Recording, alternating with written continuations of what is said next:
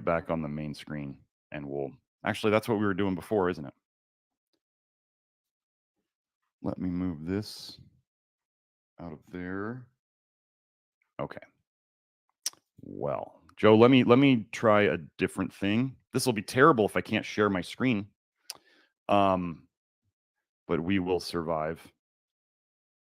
Let me see. Where's the there? Wow, this is going to be an interesting day. Oh, you got it, Joe. Well, you got that screen. Let me share my screen.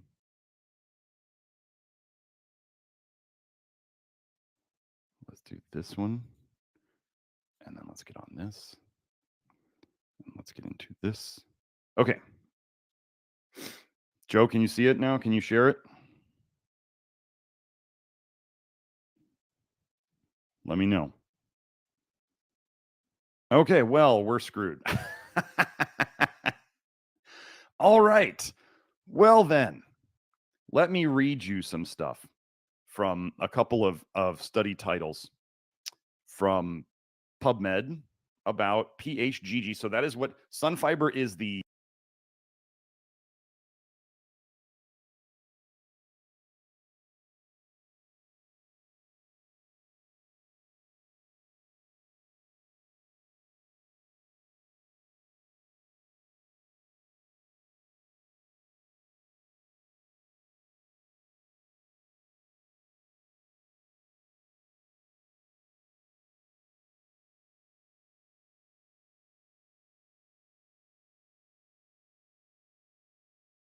Let's see, are we back on?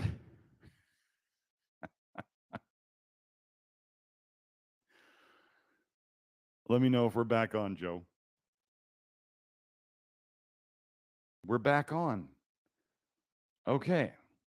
Wow, this will be a fun day. We can tell it's a fun day already. So what I was going to do, I don't know what part you got cut off, what I got cut off at. Maybe my sometimes the internet in this area of town gets a little funky. So, let me read you some studies on Sunfiber and constipation. Now, this is one of the reasons I started using it. Sunfiber it dissolves clear. It doesn't taste like much of anything. I've actually got it in my nicotinic acid drink right here. It doesn't thicken up. Now, this is an important thing to understand about, let's say, Sunfiber versus psyllium or oats or beans or whatever. The thicker a fiber gets once it's hydrated, the more bile it tends to adsorb, which means that it may also trigger more bile dumping. So you have to see with when you do soluble fiber, does it help you poop better or does it make you poop less? If it's making you poop less, you're getting more toxic bile into your bloodstream and not into your gut. And so you have to adjust. Anybody who thinks I push tons of soluble fiber on everybody has no idea about what I do because we adjust all of this to everyone's context and their state of health. Okay. So, Sunfiber is more of a food for your gut biome. It doesn't thicken up. It's straight food for your gut bacteria. It's been shown to help bifido grow. It's been shown to help lactobacillus grow. So anyway, let me just read you some of these study titles. Effectiveness of an herbaceous derivatives, PHGG, plus sodium hyaluronate in the treatment of chronic constipation in patients with Parkinson's disease, a pilot study. Let me put this link in the chat. We can at least do that, right? So, but I'll also Mathe, I'll also go over the things we use for constipation as kind of the LYL approach. Let me find, there was a study on, one of the reasons I started using this was there was a study on, oh, here we go. Study on the ability of partially hydrolyzed guar gum to modulate the gut microbiota and relieve constipation. So let me put that link in there. There we go. Oh, here we go. Another one.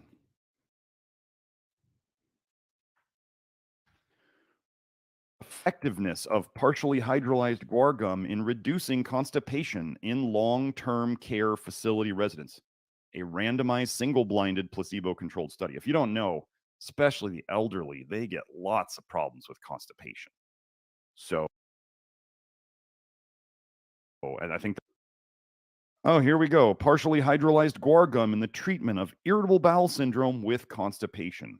Effects of gender, age, and body mass index. Now, we are one of the very few companies, because if you all don't know yet, I take my supplement formulation very, very seriously, and I do actually think I'm kind of blessed or gifted at doing so. Whatever you believe in that area, but we are one of the few companies making organic sun fiber, and yeah, there is plenty of sun fiber out there, but we're one of the only ones making organic. So let's just see if we got one more. There was one more. Oh, there was one more on autistic kids. Partially hydrolyzed guar gum accelerates colonic transit time and improves symptoms in adults with chronic constipation. There's that link.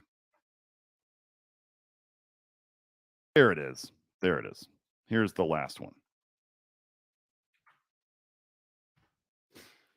Dietary supplementation with partially hydrolyzed guar gum helps improve constipation and gut dysbiosis symptoms and behavioral irritability in children with autism spectrum disorder. And anybody who's familiar with autism knows that constipation is a huge problem in that. I've talked about this before. If you haven't seen the paper on aldehydes, which we talk about a lot, and autism, it's all connected.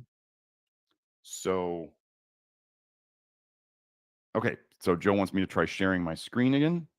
Let me try that. Okay, let's see if it works now. So, Joe, that's up now. There we go. Oh, cool. Okay. So we've got that. Now, let me just go into, since we got this working again, let me take this moment to go into this paper, because it's really cool. Like, when you think about what it can help with, when you hear this, and then we'll go over the more natural stuff too. So the end of this is really good. Well, I think we're just going to go over the benefits. Supplementation with partially hydrolyzed guar gum altered gut microbiota and significantly increased the frequency of defecation per week and altered the gut microbiota. In addition, supplementation with partially hydrolyzed guar gum significantly decreased and tended to decrease the concentrations of serum interleukin 1 beta and tumor necrosis factor alpha, respectively. Those are good things. More importantly, supplementation with partially hydrolyzed guar gum significantly ameliorated or made better behavioral irritability as per the Aberrant Behavior Checklist Japanese version. The present study demonstrated that supplementation with partially hydrolyzed guar gum to diets of constipated autism spectrum disorders children helped improve constipation and gut dysbiosis symptoms, which in turn helped attenuate or lower the level of serum inflammation cytokines and behavioral, I keep saying that, behavioral irritability. Gosh, who in their life couldn't use all of those things? It's just much more obvious in autism spectrum children, obviously. So we're starting the as we call it, the floosh. We'll have to put up some memes about flooshing or flushing. So, but yeah, I have sun fiber. I have a whole scoop of sun fiber in my niacin drink, my nicotinic acid drink down there. And I give my lovely mother, who has Parkinson's-like syndrome, a scoop of it every day. Now, let me say about sun fiber, before you jump in, there are very specific ramp up, starting slow, like really low and slow, and then ramping up to whatever dose works best for you. The link to the instructions is on the back of the bag. And there's also the instructions are posted in the Love Your Liver program for people to find it there. So there's a public link and there's one inside the Love Your Liver program. So I just thought I'd hit on that because this could be very helpful. The other things I call the Love Your Liver approved constipation helpers are oral magnesium, topical magnesium, which we love. And if you're not familiar with my magnesium lotion yet, you should be, because it's like twice as potent as anything on the market. And it's a great lotion. Most magnesium lotions are not very appealing lotions. And this is actually a great lotion. So the magnesium lotion topically raises your systemic magnesium levels faster than orally. Orally often doesn't raise your levels at all. I've seen it on hair tests over and over and over and over again for like 10 years now. All the crappy oral magnesiums, you can pay as much, you can buy 3 and 8 and spend money through the nose. And I can look at your hair test and go, it's not really working. You might feel better from it. I'm not going to doubt that. You may notice a benefit. But in terms of raising your levels, it doesn't work so good. And you do topical magnesium and it will raise your levels for sure. So oral magnesium, what oral magnesium is really good at is helping you poop. It's basically what we would call an osmotic laxative. It pulls water. So you take it, you get the magnesium down in your guts, but here's the key thing about using magnesium to poop. You don't want it to be well absorbed. Understand? This is why you can use, I feel the flush starting. You don't want it to be well absorbed because you want it to sit in your gut for pooping, I'm talking about. Pull water to it. Finally, your digestive system goes, look, we got all this watery magnesium mess in our gut. Let's just send it. And then you poop. Now, obviously, if you take too much, you can get loose bowels. What is our goal? If we are using anything to help us poop, what is our goal? Well, we do not want, this is a very technical term, uncomfortably loose bowels. What's uncomfortable? Well, is it uncomfortable to you? Then that's too much. Very simple. That's why I use the term uncomfortably loose bowels. Now, if your bowels are just a little loose and you're like, well, that's fine. It's much better to be pooping and have it be a little soft or a little loose than not pooping. And I do believe that. So as long as it's not uncomfortably loose, and you'll know, most of us know when it's uncomfortably loose for us. We're like, yeah, that didn't feel good. It's easy. So oral magnesium. Now, the least well absorbed oral magnesiums, magnesium oxide, magnesium hydroxide, which is also known as milk of magnesia. But why buy milk of magnesia at the drugstore that has like bleach added to it when you could very simply buy the powder from, like, I think Bulk Supplements has it, and then just mix that in some water. Now, the other thing that you can do, for those of you who are in the Love Your Liver program and you've read Kelsey's amazing nicotinic acid articles, and you're going to be buffering your niacin, you could add various types of magnesium to the nicotinic acid as the buffer. So then you're getting some oral magnesium to help you poop, and you're buffering the nicotinic acid, so you're making it just work better in the system. Okay? So oral magnesium is one. Potassium. Potassium, I didn't realize that potassium would help pooping so well until people in the program told me. People in the program started saying when they finally got on potassium, their pooping improved so much. They couldn't believe it. And how does this work? Well, many of the things that negatively affect your thyroid negatively affect your potassium flow in the body. I've been over how vitamin A blocks potassium channels. I've been over how copper toxicity depletes potassium. I've been over how vitamin D supplements will raise calcium and deplete potassium. That's like a direct anti-thyroid effect. I went over vitamin A in the thyroid like a week or two ago. Maybe it was 3. Who knows? I can't even keep track. It's so many episodes now. So potassium, by helping generally your thyroid function, will help you poop. Now, I have detailed articles on potassium, whether it's through foods or whether it's through supplements in the Love Your Liver program. Those those are some of the articles that will help people the quickest. Magnesium and potassium. So if you go out and you start if you're going to supplement potassium, you got to plan on trying different types, and you got to plan on going up slowly, like 100 milligrams a day at most. So you can watch how you feel as you go up. Some types of potassium will agree with you. Some of them won't. It doesn't mean if you take one potassium supplement and that doesn't agree with you, it doesn't mean all the other ones are not going to agree with you. Remember, all the mineral supplements you buy have the mineral bound to something. You could disagree with the mineral, or you could disagree with the thing it's bound to. So if it's the thing that it's bound to that you're not agreeing with, try something else. Okay? So then we get into, so Mathe, we have probiotics articles in the Love Your Liver program. Let me go over another probiotic that I like. You don't need to go over to it yet.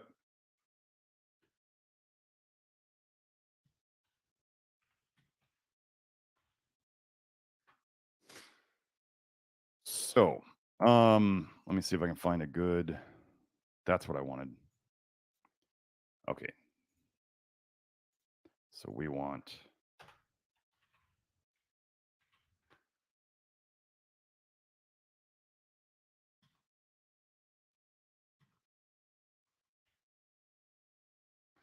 Okay. So in the Love Your Liver program, we have articles on talking about probiotics. Now, the two big ones, the two big patterns, we talk about putrefactive and fermentative. And we talk about figuring out what type you are. Most likely, you could be mixed, you could be fermentative, you could be putrefactive. I was absolutely a putrefactive type. And then you can work on bifidobacterium, or you could work on lactobacillus, because not everybody needs to push both. Probiotics are a try it and see. Don't just believe jokers out on the internet telling you, here, take this probiotic. It's got 10 of the best probiotics in it. Because if any of those probiotics don't agree with your gut, or they don't get along with everything else in there, it's going to make you feel worse. Just like we do with supplements, we tend to add one probiotic at a time, or if we're doing multiple types of probiotics, we're doing multiple types of lactobacillus or multiple types of bifido. And we see which one works, and maybe both of them work. And maybe somebody takes both of them for a while. Maybe one of them works and one of them doesn't. With asking these questions that we go over, people can figure out which one is likely to get along with them the most. But have you guys ever done health questionnaires and gotten the answer and that the health questionnaire said you should be and what you should take, and you go and you take it and you feel absolutely like hot garbage? Well, what if your body just didn't agree with their normal patterns, and then you go and you try the other thing that they would say, oh, don't take this, and then you feel better on that? So then who do you believe? The people who wrote the questionnaire or your own body? I don't care what the questionnaires give us an idea of where to go, what to try. You go and you try it, and if it doesn't work, you're not trying to make yourself fit the questions. You're trying to make whatever you need fit you. This is a concept that I don't understand why more people don't understand. It's not that difficult. It doesn't matter what they tell you to take if it doesn't work for you. And this is exactly the same for me and my clients. Somebody comes to me and they got a horrible zinc deficiency, and we try giving them some zinc supplements and they don't feel good on them. So do we keep doing it? No. Maybe we figure out how they can do, let's say they feel fine on food, so they eat more food with zinc in it. That's what we can do at the time. Okay, cool. Joe says we're looking much better. So if you can see, I'm getting a little pinkish from my flush. I can see it in the camera. So Joe, let's go to the PubMed. Let's go to the share the screen.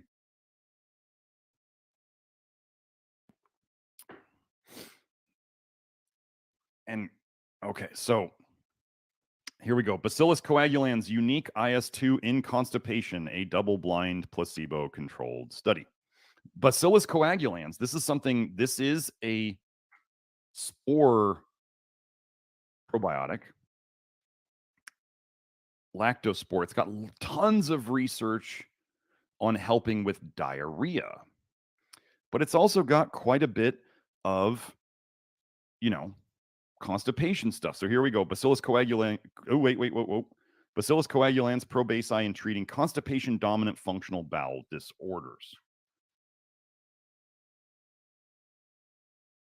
Here we go. Effective Bacillus coagulans unique IS2 with lactulose on functional constipation in adults, a double-blind placebo-controlled study. So what I'm getting at is, yes, probiotics can help with constipation. Now, how can they help? Well, within the toxic bile model. Wait, didn't want that. Want to do that. In the toxic bile theory model, probiotics would help constipation by, okay, so your liver makes bile.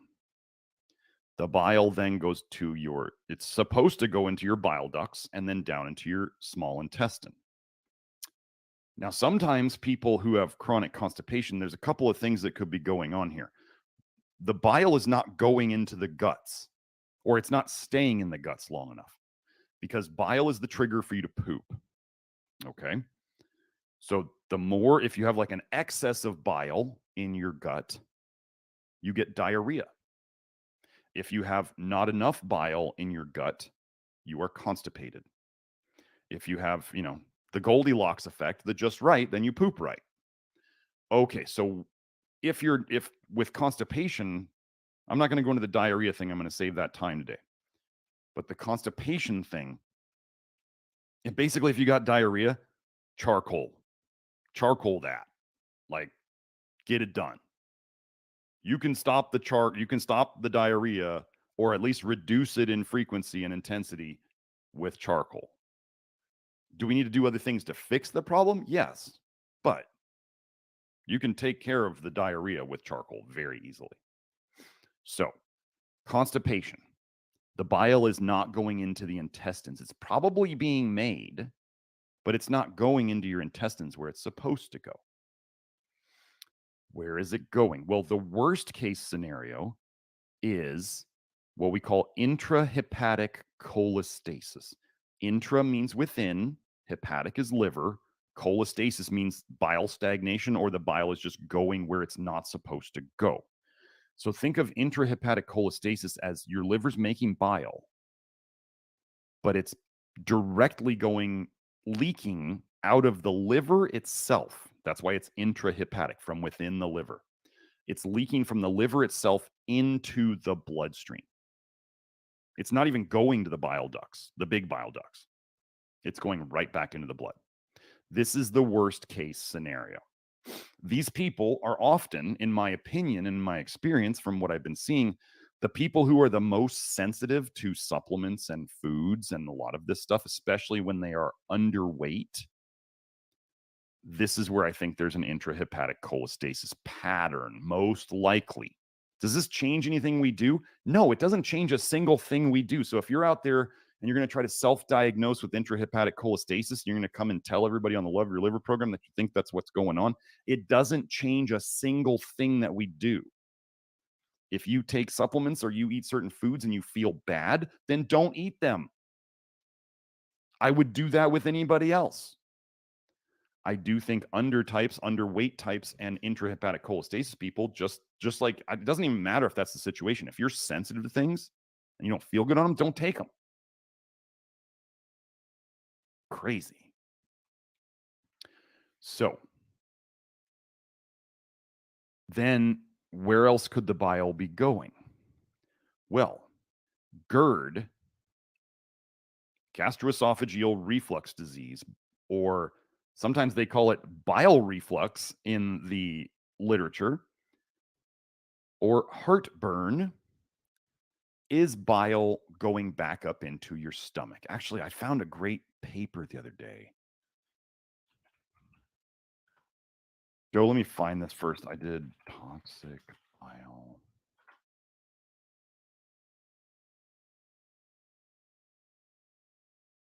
Where was it? Let me see if I can find it.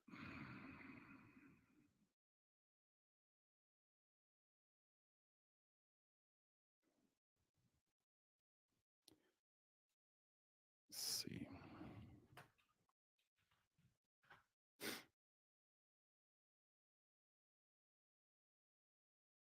Oh, here it is, Joe. You show it now.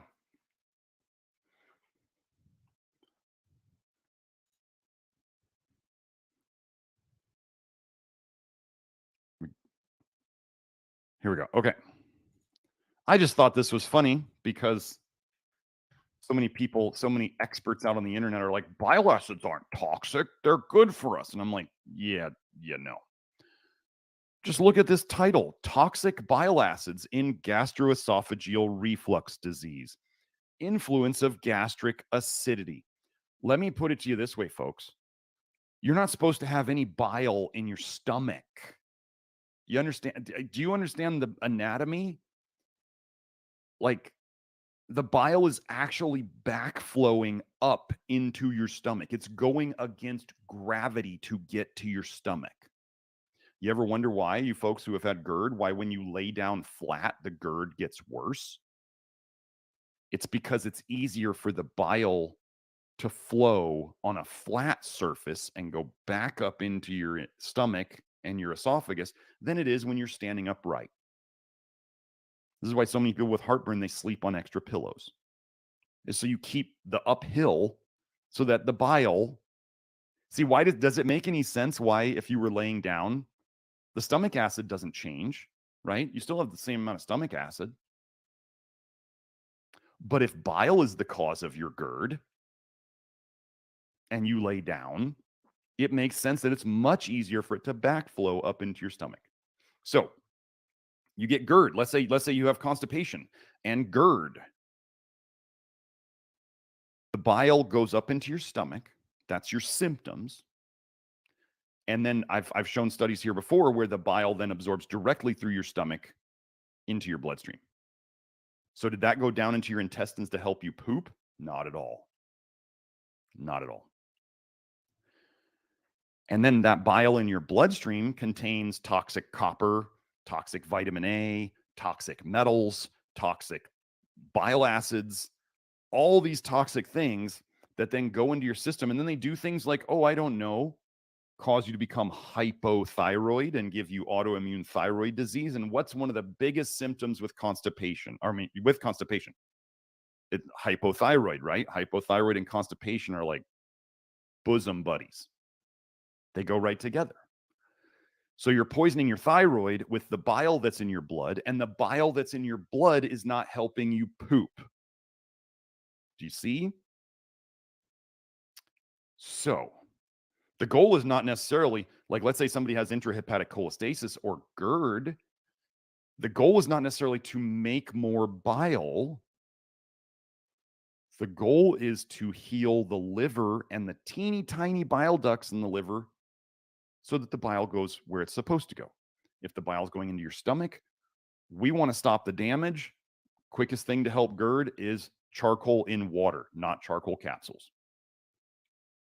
Can charcoal in water cause some people to get a little constipated? Yes, but you got to choose. Is the juice worth the squeeze, as we say? Is helping the GERD worth the constipation? Because you could use stuff like magnesium to help you poop while you take charcoal.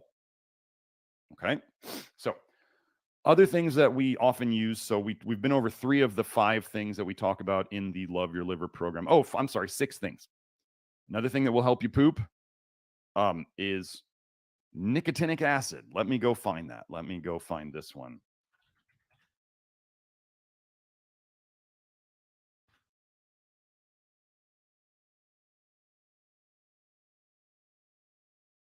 Okay, Joe, we can go to this one. This is a very simple one. Nicotinic acid helps fix leaky gut. It helps fix, like, the leaky gut study on alcoholics was crazy how well it helped fix it. I'm sorry, it was in mice that they gave alcohol, I believe. So, association of niacin intake with constipation in adults, results from the National Health and Nutrition Examination. So,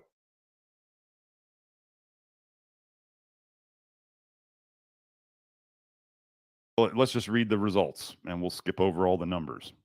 After adjustment, well, basically, let's just go here. Low niacin intake was associated with a higher risk of constipation.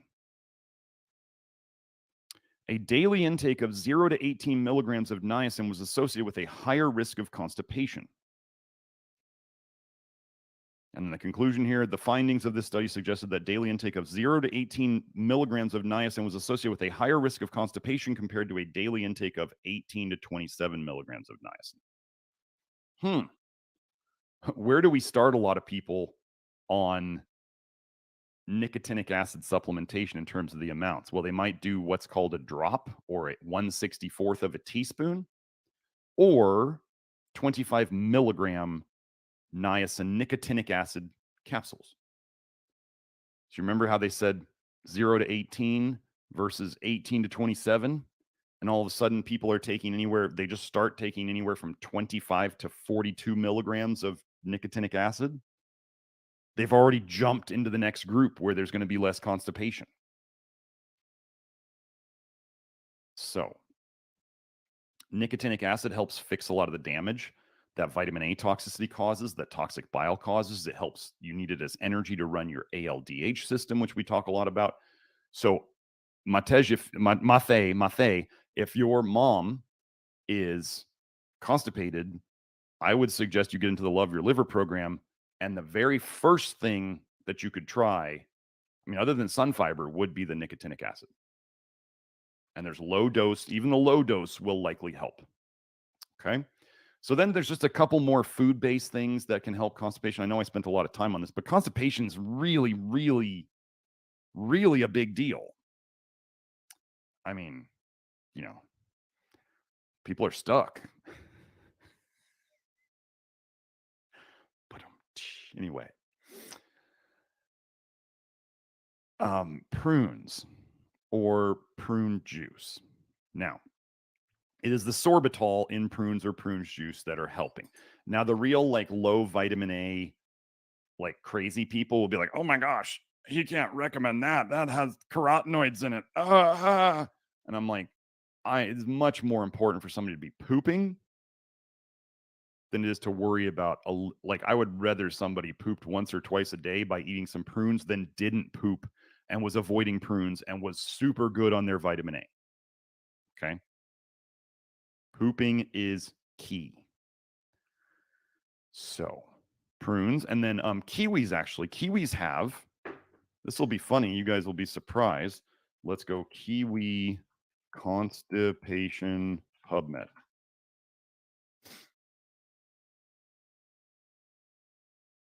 So, Joe, you can show this screen. We'll just show it right here. So I'm just going to read the titles here. Consumption of 2 green kiwi fruits daily improves constipation. There's that paper. 2 gold kiwi fruit daily for effective treatment of constipation. Do I know what the magical thing is for kiwi fruits? No, I don't. And I would not suggest gold kiwi. Obviously, that's yellowish. That's going to have more vitamin A in it. People in the Love Your Liver program have done searches for green kiwis, both carotenoids and, obviously there's no retinoids because that's an animal vitamin A type thing. That's after it's been partially detoxed. Remember, folks, your body detoxes carotenoids into animal vitamin A.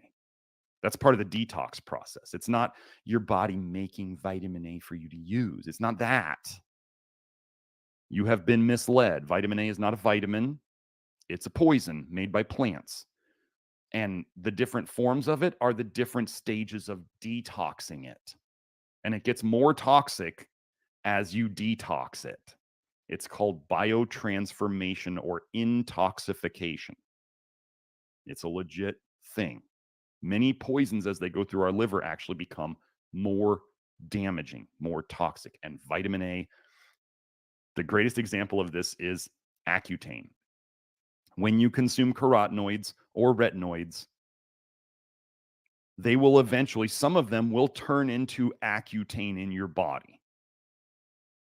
You have been told that you need vitamin A to form the active forms of vitamin A, which they always call it the active forms of vitamin A. Why don't they call them retinoic acids? They don't want you looking up and seeing that the very things they are calling a vitamin that is essential. So what they say is essential for you to live is retin-A, tretinoin, and Accutane, isotretinoin. And if you don't believe me, I can show you studies where those things are in the blood of people who are not taking the medications. Where did they come from then? Do you want to eat Accutane? Do you want to eat retin-A? Because that's what it's turning into in your system.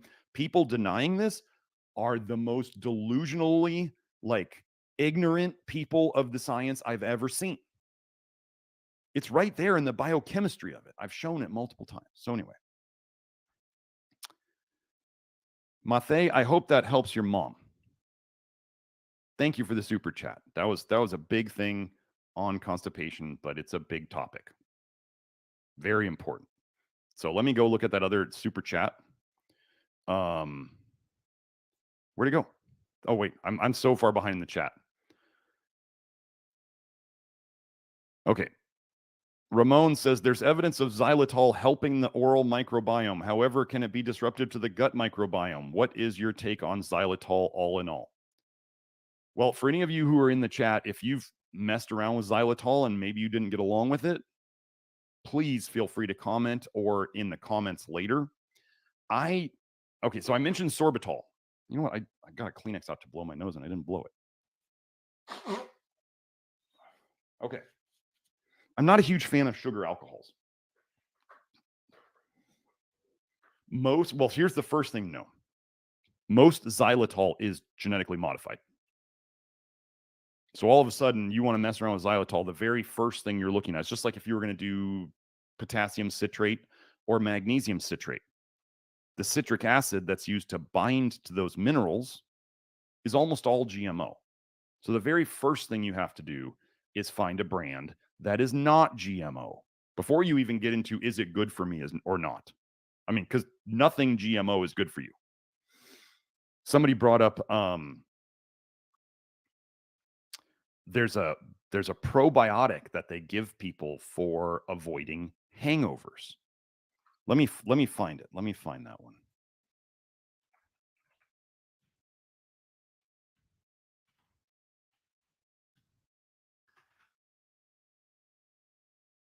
Where is it? If somebody knows the link, feel free to post it. Somebody just sent it to me the other day. I'm trying to find the brand.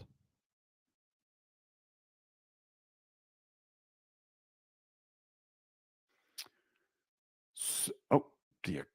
Well, geez. Anyway, maybe I won't find it. But they're selling a probiotic to help with hangovers. Supposedly, this probiotic makes a lot of ALDH, which would help break down the acetaldehyde so you don't get a hangover. It's a genetically modified bacteria. I'm like, oh, yay. People are like, can I take this? And I go, I mean, you can do whatever you want. I'm not going to recommend that you take a genetically modified bacteria just so you can get drunk and be okay the next day. I mean, what part of that sounds smart? I want to drink poison, doc, and I want the poison to affect me less. So can I take genetically modified bacteria to do so? No. I mean, can you? Sure. Am I going to endorse it? No. But back to xylitol. Your oral microbiome is a result of your gut microbiome. Okay. From your mouth to your anus, it's a tube. It's all connected. Things move up and down between the whole thing.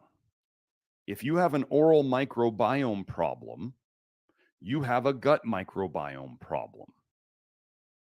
It's as simple as that. If you have a skin microbiome problem, you probably have a gut microbiome problem.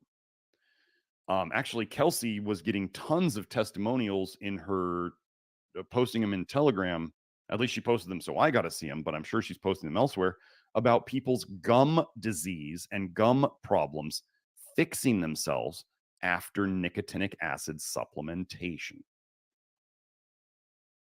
Well, what did I tell you that nicotinic acid helps run so well? It helps run your ALDH system, which is related to your bile production system. Fix those things, all of a sudden everything starts to fix. Now, also about, like, let's say there are people, we learned this in the program, that I've shown before, beta carotene can stain teeth yellow. Obviously, there's lots of yellow things out there that can stain the teeth yellow, but the big thing that will stain your teeth yellow is vitamin A, like I said, beta carotene, but retinoids are also yellow, and toxic bile, which is often yellow. So let's just say, remember how I talked about GERD and bile going up the esophagus? Well, there's two ways that you can get toxic bile and the vitamin A it contains and all the other toxins that it contains. Many, many toxins are yellow. Nature loves to mark bitter poisons with yellow color. Red's the worst color of toxicity. Okay. It's fun. This is just a funny thing. Red in nature is the worst color of toxicity. And what's the color of lipstick that might signify the most risky type of woman? It's just a weird coincidence, right? Just a weird coincidence that bright red is kind of that color. Just a thought. So how are we making yellow teeth for the most part? Well, it can be bile coming up your esophagus into your mouth. If you don't know what silent GERD is, you should learn. If you've got a chronic cough that you can't figure out, you've got a throat tickle that you can't figure out, you got yellowing teeth and you got all sorts of tooth decay, you probably have extra bile in your mouth from your gut, and it also can get into your mouth through the saliva. Your saliva is made from your blood. If your blood has a bunch of toxic bile in it, you will make saliva with toxic bile in it. I've shown this before with the research. There is bile in your saliva. So if you're marinating your teeth all day with bile that's either in your saliva or coming up from your intestines, yellow teeth can be a result. Like, think it's more of what you marinate your teeth in all day long, every day, rather than like if you drank a cup of coffee. It's not the cup of coffee so much, it's the toxicity that's in you. The cup of coffee is not helping anything, that's for sure. But there's that. So do I worry about the oral microbiome when we have such really good results with people in the program? No, I don't even think about the oral microbiome. This is micromanaging by supplement companies to sell you stuff. We don't need to micromanage the oral microbiome when we macromanage the gut microbiome by not poisoning it to death with toxic bile. Yeah. Oh, I can't wait. You guys, once Kelsey gets her tooth powder up, don't worry, everybody who's gonna ask about Kelsey's store, we're gonna have it up as soon as she has it up. But yeah, my kids love her tooth powder. I love her tooth powder. It's great stuff. Super excited. Now I don't think she had any xylitol in it. I think there was just a little bit of mint flavor. Now, some of you out there may be like, but Dr. Smith, menthol's an alcohol. Yeah, but isn't it really nice when you talk to somebody or maybe even you kiss somebody and they got that minty thing to their mouth. It's just nice. Like, am I worried about that? Well, don't swallow the menthol. Just spit it out when you're done. It's not that hard. There's things in life that, you just kind of go, I kind of like doing that. So little menthol on your breath is not the worst thing in the world.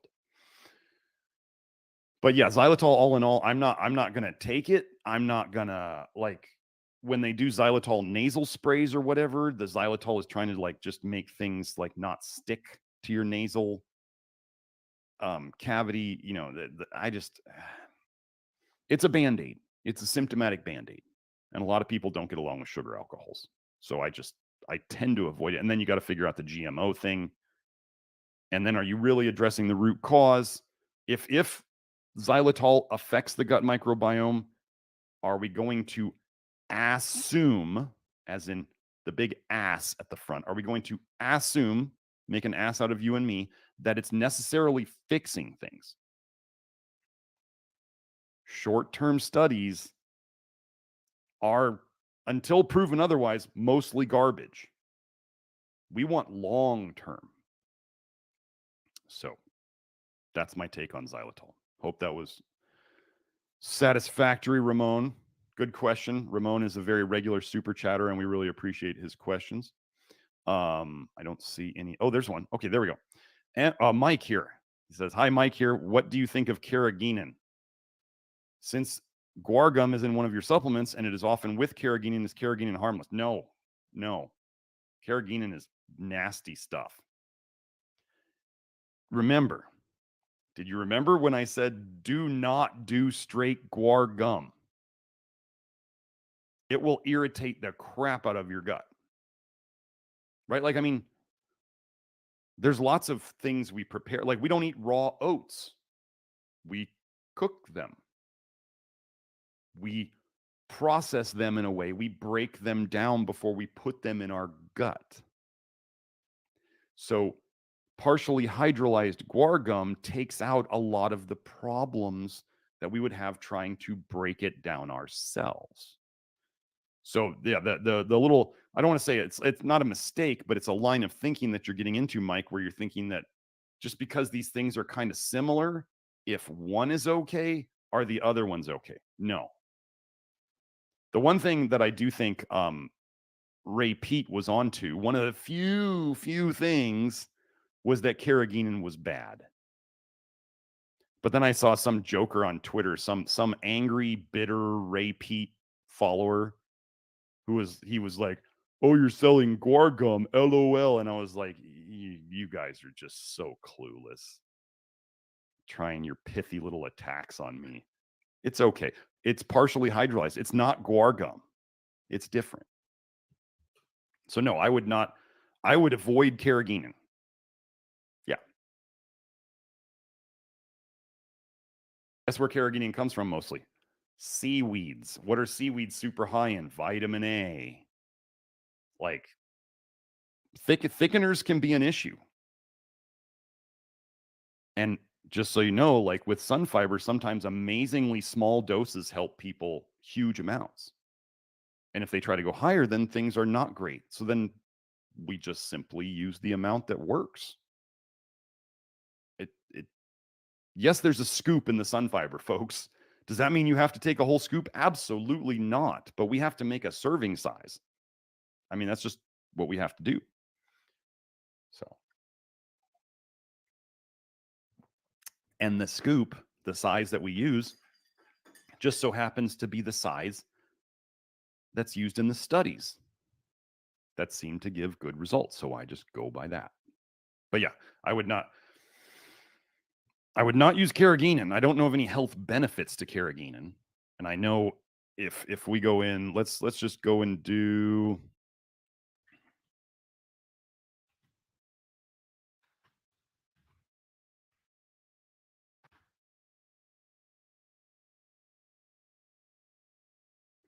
Yeah, here, let's go to WebMD.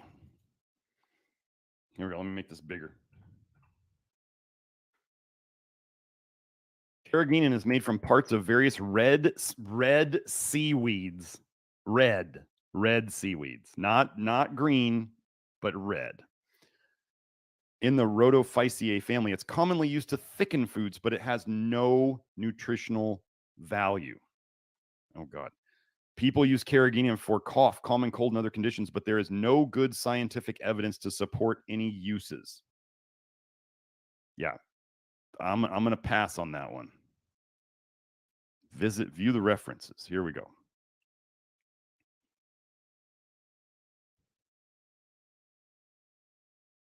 Interesting.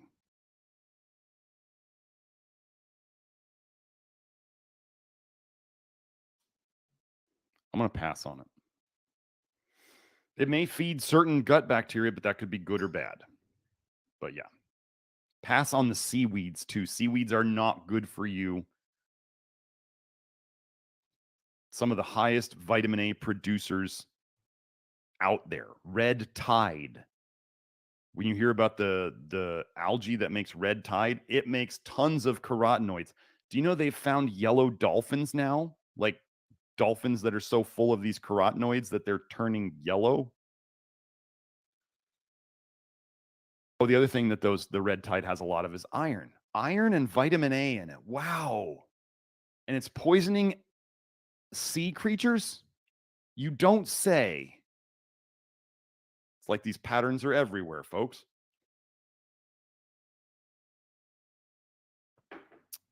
So, let's see. Did we get any more super chats? No. Or okay, no more super chats means I'm going back up to the top. But so, Mike, and like I said, does anybody need to use sun fiber? No, nobody has to use it, but a lot of people really find it helpful, kind of like lactoferrin.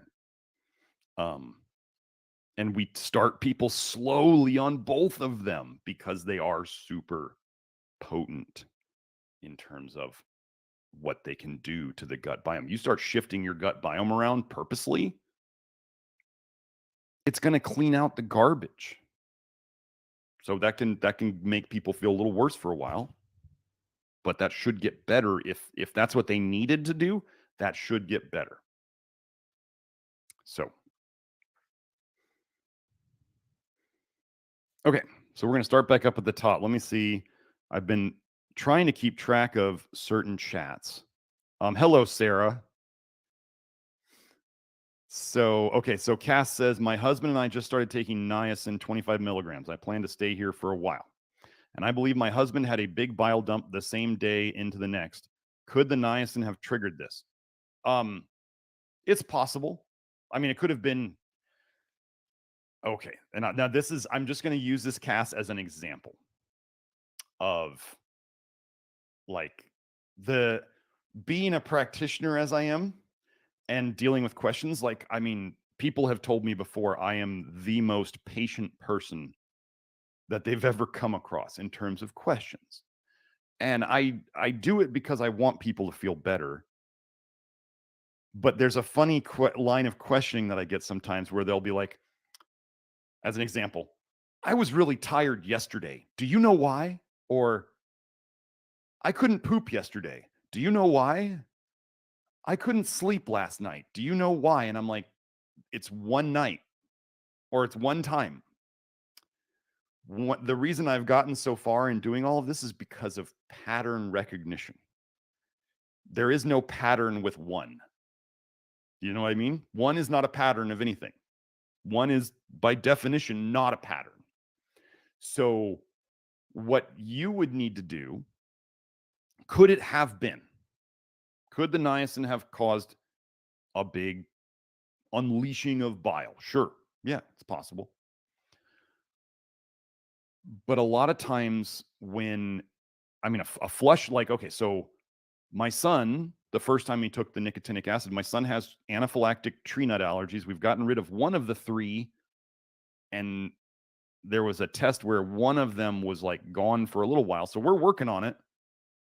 I plan on being the first person his allergist has ever come across who outgrows a tree nut allergy. We'll just let her believe he outgrew it. We'll just let her believe that because she's not going to believe that we fixed it. So my son took nicotinic acid the first time.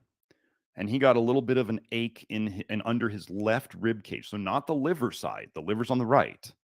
He got a little bit of an ache on the left side of his rib, inside his rib cage, right? That could have been the spleen.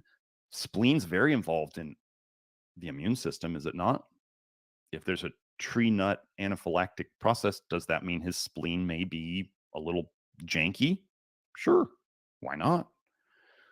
The discomfort went away very quickly. I just told him to breathe through it. My son's kind of a little bit of a he's a bit of a sensitive boy, a little bit anxious, which I think goes along with the whole toxicity. Also, potentially the ex-wife's genetics in him. Anyway, it went away and he hasn't had it since. So the very first time you take nicotinic acid, interesting things can happen that don't happen again. So could it have been that? Sure. Is it a reason to not do it anymore? Only if, it happens. Well, Kelsey's going to be coming out with a new article on pushing through and other things that can help with nicotinic acid. So if he has the same reaction every time, Cass, then that would be something that we might talk about pushing through. So there's that. But that's basically, if you are concerned about that, you could start buffering. I would read the buffering articles in the Love Your Liver program. Buffering may help. I think I talked to somebody just the other day who said that they were having kind of bile dumps and then they started buffering and all the problems went away. For those of you out there who think you know a lot about niacin and you don't know about buffering, which I would expect you not to know about buffering niacin because Kelsey's pretty much the only person out there advocating it because she figured it out on her own. Those of you in the Love Your Liver program or who are in Kelsey's Telegram group, you know that she is a very, very smart cookie. And she's good at troubleshooting. Let me tell you about Kelsey's troubleshooting that she even helped me with. And this is why her articles are in the program. And this is why when I told her my mom had a UTI this weekend, couldn't figure out why. She's 74 and she's older and, all the stuff that goes along with it. And these things happen. Funny thing was she tells me she has a UTI and I go, oh, this makes sense because I noticed her walking the day before was not good. UTIs really affect the brains of elderly. Whether it's chicken or the egg, I can't say. But anyway, so I send Kelsey a message. My mom's got a UTI. Do you have any suggestions? Like, should I give her more niacin? And Kelsey told me what to give her, how much. And we did. And within 2 or 3 flushes, which she didn't even flush on the dose that she used to take that flushed her, she didn't even flush. And I told Kelsey that, and she's like, yeah, her body's just using it all up. It's like starving for her right now. So I give it to her. The UTI is basically gone within 24 hours. It's good to have good friends, And I did some of the other things with her. I had her do a little bit of part 1 of a certain 3-letter chlorine compound in her water that will not be discussed here. And yeah, within 24 hours, her symptoms were gone. After the first flush, the chills that she was getting after going to the bathroom were gone. By the second one, the urinary frequency was gone. It was amazing. My mom was like, I'm going to go in and get some antibiotics. And I was like, no, we're doing this first. I mean, she could have gone, I wouldn't have stopped her, but my mom trusts me. And so we fixed it within 24 hours. Thank you, Kelsey. Let me see. Oh, there's Ramon. Okay. So Ramon says, what do you think of white vegetables like peppers and carrots and tomatoes versus their colored counterparts that are normally high in vitamin A and other toxicities? Okay. The very nature. So you're talking about nightshades generally. Nightshade. Okay, so would white versions be less toxic? Yes. But, and the toxic stuff that is in nightshades is implicit to nightshades. Capsaicin and peppers. I mean, are we talking, are we going to say that these white peppers are not spicy? Because if they're spicy, they have capsaicinoids in them, and those are inflammatory, irritants, and toxic. If we're going to talk about white potatoes have alpha chaconine and solanine in them. These are toxic glycoalkaloids. You said white peppers. I mean, there's no such thing as white eggplant. Remember, eggplant was called like Mala insana, the crazy apple in Italy for a very long time. And they said if you ate it every day for a month, you would lose your mind. Sounds pretty toxic to me before they knew about how to tell these chemical compounds in them. And white tomatoes are going to have probably the vitamin D in them. All the nightshades contain oral vitamin D. And then it's going to contain, well, I don't know if it's going to contain the carotenoids, maybe not, but it's less toxic.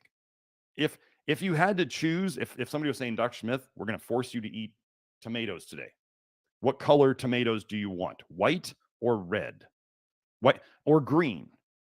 Green is the worst color of the nightshades. So green peppers, green tomatoes. Like a lot of people know that if they eat green tomatoes or green peppers, that they get heartburn. Weird. So green of the nightshades is the worst color. Like green potatoes. Oh my, you could kill yourself. Like you could send yourself to the hospital with green skin potatoes if you ate the skin. So, and yeah, be real careful with green potatoes. If you're going to try to save some money and just peel the heck out of them, you better get rid of all that green if you're going to decide to do that. Like not just be like, oh, well, I can kind of see little green streaks here and there. No, you get rid of all of that. Probably be better to just throw the potatoes away if they're significantly green. You just didn't get to them. If they have big sprouts on them, probably better to just not even bother trying to peel them away. Okay, I can't tell you how big is big, but you should be able to tell. So, yeah, nightshades that are white would be less toxic. Can I put a number on it for you? No, I can't. Okay. So, okay, Xander, do we have any recommendations if someone was exposed to ivermectin and HCQ? Thanks for all you do and saving me from the repeat cult. You are welcome, Xander. I'm so glad. I love helping people out of that. Do you know that Ray Peat's mentor was like, I think he went to jail for like running a weird little diet cult where if women didn't follow it, they would get like paddled and stuff like that. And then Ray Peat does his weird nudie paintings and stuff. Bunch of weirdos. I'm just saying. So, and that's all true. That's not made up. So ivermectin. Okay, so this is Xander. Actually, this is an important point. I have inside the Love Your Liver program. So for those of you who are in the Love Your Liver program and you haven't explored a lot, there is the vitamin A detox archives, which you can find under the courses section. That was the original vitamin A detox program. Now, I'm not going to do a bunch of discussion on this. I'm just going to tell you how I feel about this topic. In the old vitamin A detox program, there was a section of articles on homeopathic detox therapy. Now, some people, because they've been corrupted and biased by mainstream, go, oh my God, homeopathy. Is Dr. Smith going to talk about homeopathy? Yeah, I am. Do I have experience with homeopathy? I learned it in naturopathic medical school. Have I used homeopathy myself? Yes. Have I seen benefits from it? Yes. Have I seen it not work at times? Yes. What homeopathic detox therapy is specifically about is undoing the damage done specifically by specific medications. Like, oh, I don't know, ivermectin, hydroxychloroquine, jabs, antidepressants, benzos, birth control, Accutane. I just made a video last night. It's funny that you bring that up, Xander. I made a video last night expounding upon some of the things that, so we have the articles on homeopathic detox therapy will tell people how to do it on their own. Funny thing, one of the very first remedies we use in homeopathic detox therapy is called Polybowel Plus, and it's to homeopathically do a reset of the gut biome. Wow.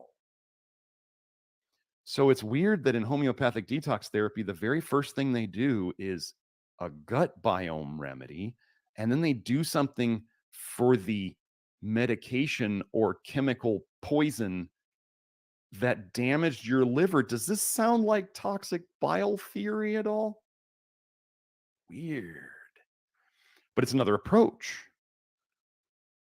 And when it works, when homeopathic detox therapy works, it works amazingly. And as I tell people, when it doesn't work for you, when it's not the magic ticket, you're out $100-something.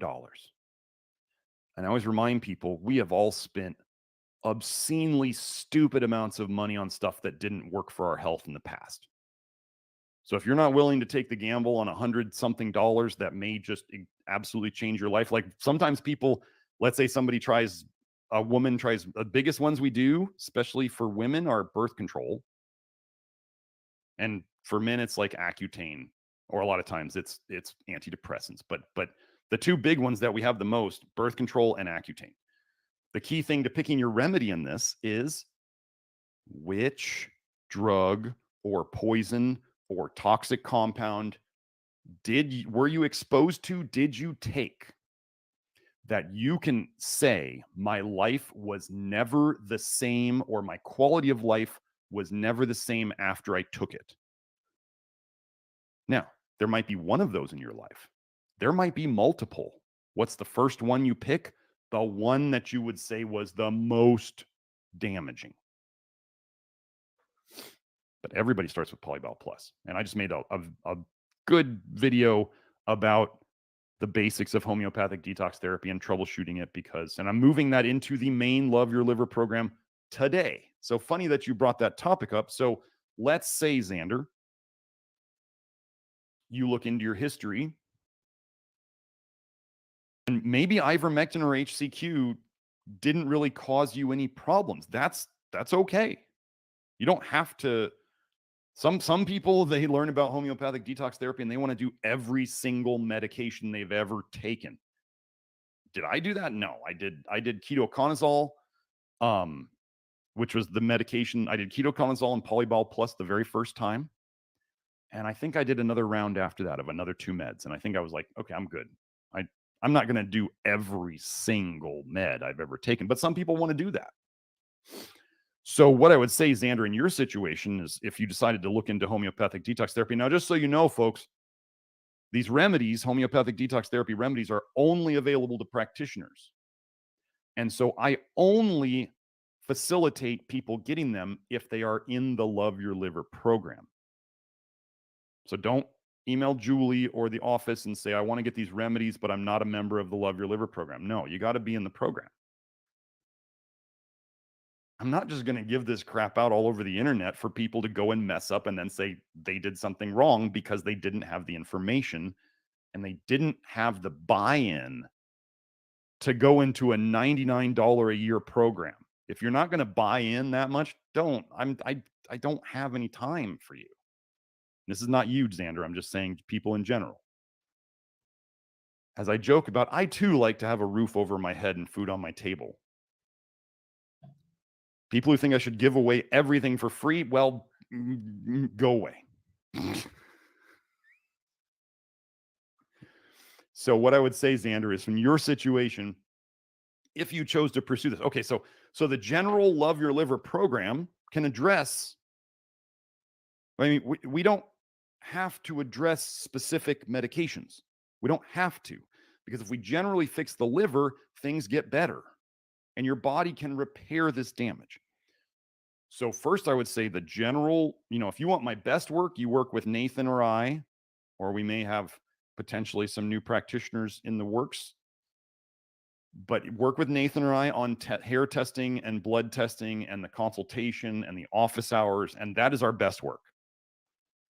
If you want to do the DIY all by yourself, you could do the Love Your Liver program, members.nutritiondetective.com. Now, just so you people know, if you ever buy a testing and consultation package, you have lifetime access to the Love Your Liver program. Like, never have to pay a membership fee again to the Love Your Liver program. So those would be the two things. So that would be the basics of the Love Your Liver program. Then if you wanted to go, the next thing that you could do would be first, if you decided to do homeopathic detox therapy, is you would pick the remedy based on what I said about which one was the most important one to start with. Okay. That could be any med. And then once you decide you've gone through that first 8-week round of homeopathic detox therapy, then you could, if you were like, well, let's do ivermectin and hydroxychloroquine. I'm sure we have those. So that would be like an idea of how you would go through that. So good question. Very, very good timing. And no, that was not a plant. Really. It seems a little bit like it because I was like, oh, I'd love to talk about homeopathic detox therapy today. Okay, so there was another super chat. Uncle Ale asks, thoughts on calcium D-glucarate. Does it actually help with detox? So this is a funny topic. Thank you for the super chat, Uncle Ale. Everyone who gets into, this is a funny thing. Everyone who gets into vitamin A detox in the start, and they think they're a good researcher. They go into the research and they're like, oh, vitamin A glucuronidation, just take calcium D-glucarate and it'll fix everything. And this is all you really need to do. And I'm like, wow, you're a rookie. Calcium D-glucarate, of course I tried it. I mean, I've looked at all of this stuff. I have not found calcium D-glucarate. First of all, I don't really like giving people more calcium. And let me go find let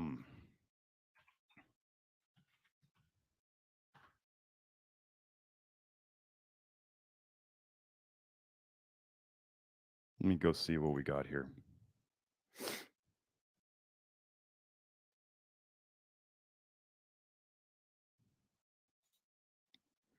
Okay. So, Joe, if you can show the screen.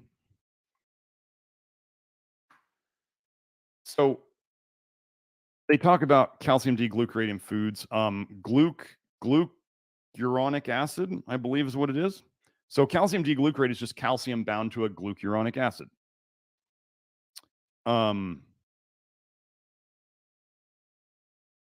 do we got here? Funny that they're pushing cruciferous vegetables, things that slow down detox because they're so full of sulfur. So if we look here, Brussels sprouts are a crucifer, cabbage is a crucifer, broccoli is a crucifer, cauliflower is a crucifer. I believe kale is too, isn't it?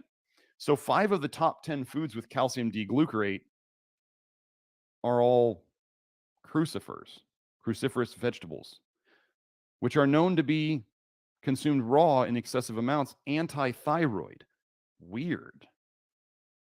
But then they push them as being these like anti-estrogen and yada, yada, yada. It's a bunch of garbage. Don't eat cruciferous vegetables except on occasion. And then the only one that would be really best would be white cauliflower, because then at least you avoid all the vitamin A and all the other stuff that's in the rest of them. So, but as we start going through here, are there a lot of vitamin A foods that are high in glucuronic acid? We have oranges, squash, broccoli is very green, grapefruit, bean sprouts would not be terrible. But you start looking at foods we avoid. And we avoid a lot of these foods. Yes, apples are there. I'm not ignoring apples. Do we encourage apple consumption? Yeah. Is it for the calcium D-glucarate in it? No. I mean, it may be a bonus, but I just haven't seen. I mean, I remember reading one guy. He was like, glucuronidation, that's it. And I was like, wow, you missed the boat. Really missed the boat. The guy's like, I had no health problems before. I did the vitamin A detox, and now I'm an expert on it because this is what I did. And I was like, you didn't have any problems before, and you live on like a vacation island, and apparently you have hours a day to go do breathing exercises. I was like, dude, you don't live in the same world as the rest of us. He was just like, breathing exercises fixes vitamin A toxicity. I was like, oh, okay. It's amazing how I love it when people on the internet are just like, this is so simple, just do this. And I'm like, wow. And then I have a bunch of people who are like, I tried that, it didn't work. And I'm like, okay, that's about what I thought. So does it actually help with detox? I mean, you can get it through food. So I just don't see. I used it in practice. I didn't see it doing anything much. And then there were some people who really didn't get along with it.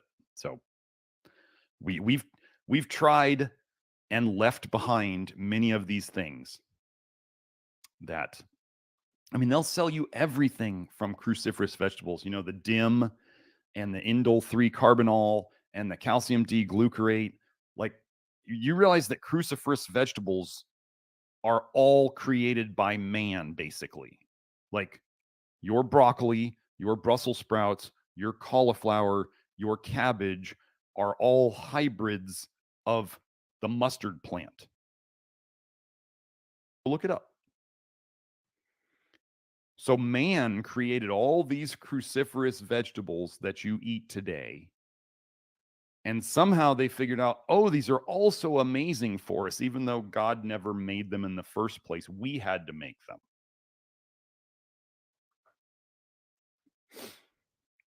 them. And then bugs don't really like, why do people like growing cruciferous vegetables in their gardens? Because bugs don't really like them. You know why? Because bugs are smart and they don't like sulfur. And all of these vegetables are full of sulfur. That's their pesticide. So, or it may not be a pesticide, but more of a insect repellent. Because, I mean, could you imagine if somebody smelled like sulfur? You'd avoid them.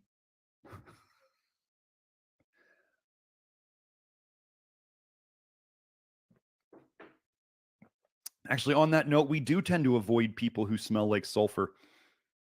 Onions and garlic. Right here, I want you to wrap your head around this, folks. People think onions and garlic smell and taste good when they're in food and they're cooked. But then how does the perception change once somebody eats a bunch of onions or garlic or both?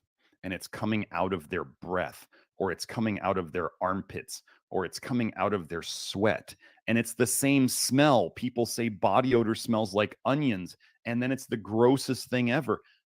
Where's the cognitive dissonance? Why aren't people realizing that if your instinct is to reject the scent of onions and garlic when it's coming out of a person, when the person is detoxing it, do you not understand that it's toxic when it goes into you?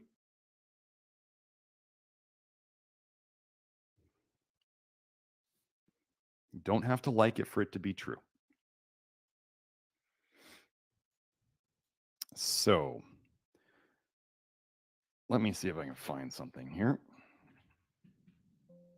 Nope, wrong one. Okay. So,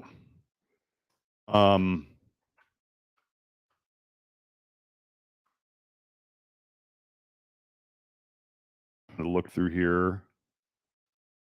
Oh, there she there. So I wanted to make sure Kelsey was here. Hello, Kelsey. Nice to have you here. Very nice that you could join us. she's really making some awesome stuff. Super excited to announce her store. Don't go bug Kelsey about it. She'll get her store up when it's up, and we will announce it everywhere. It'll probably be an Etsy store, I think, and she'll be doing her own thing there. So super awesome collaboration. So people like myself and all of you can get cool skin care, dental care, hair care, all sorts of awesome stuff. We were talking about making a nicotinic acid lotion the other day.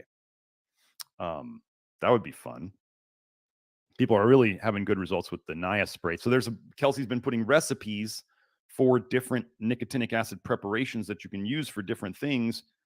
A nicotinic acid enema, there's like there's like a skin spray. There's all sorts of stuff. We got recipes in that section in the Love Your Liver program too. So if you haven't checked those out, folks, go check them out. Okay, so couldn't keep up with the chat today. It's great to have so many people here. We had, I think, a record in the live chat last week of 86 people at once. So we're growing. Definitely growing. Had 328 people join in the last 38 days. So welcome all. And let me just go back up. So I got to Cass's question. Mathay says I'm at Livestream 8. Thank you for putting Mathay in your actual screen name. I keep wanting to say Matej, but I'm like, just read the Mathay. He's saying he's at Livestream 80. It's actually one of the only things I watched these past 4 to 5 months since starting the Love Your Liver lifestyle. Cool. Thank you. I'm glad it helps. I'm glad you enjoy them. This is to help people. We've had lots of people get lots of help from just the live streams. So glad you're enjoying it. I hardly watch any YouTube anymore at all. Like I used to watch. Here's the funny thing, folks. If you do this program and you do the nicotinic acid especially, it's an interesting thing that happens. And those of you who are in the chat or in the comments later, and you've been doing this with us and you notice this, you start rejecting things that you know are not good for you. And sometimes you realize you're doing it, and sometimes you just lose your interest in them.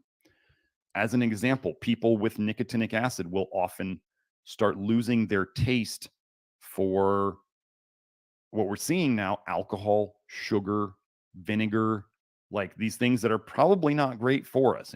But they're kind of like not super toxic, so we tend to just keep doing them. But then I started noticing I used to kind of follow certain YouTube channels.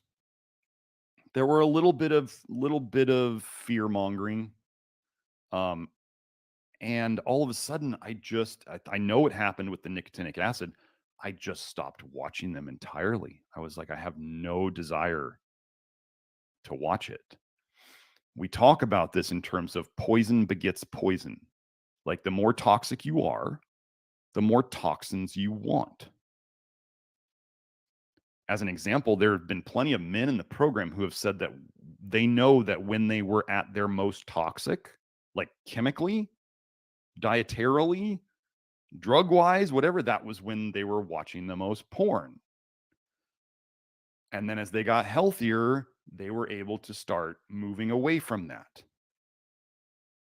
It's all connected, folks. I mean, you can't.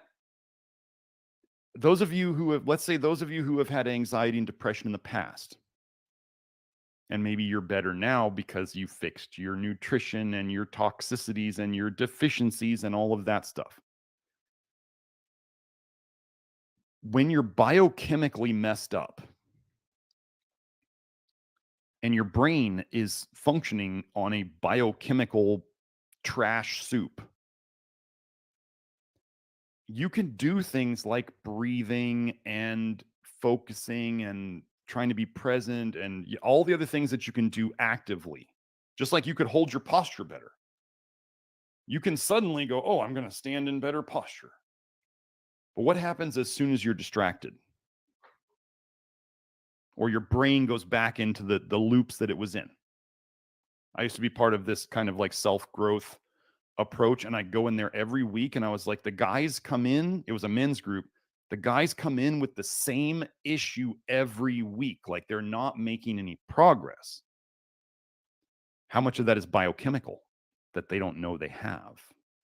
And folks out there, those of you who have tried self-growth and trying to do techniques to fix these things, did you maybe have an experience where once you fixed your biochemistry, these mental patterns that you had of anxiety or depression or ruminating or whatever, they just disappeared because it was the biochemistry that was driving the brain problem?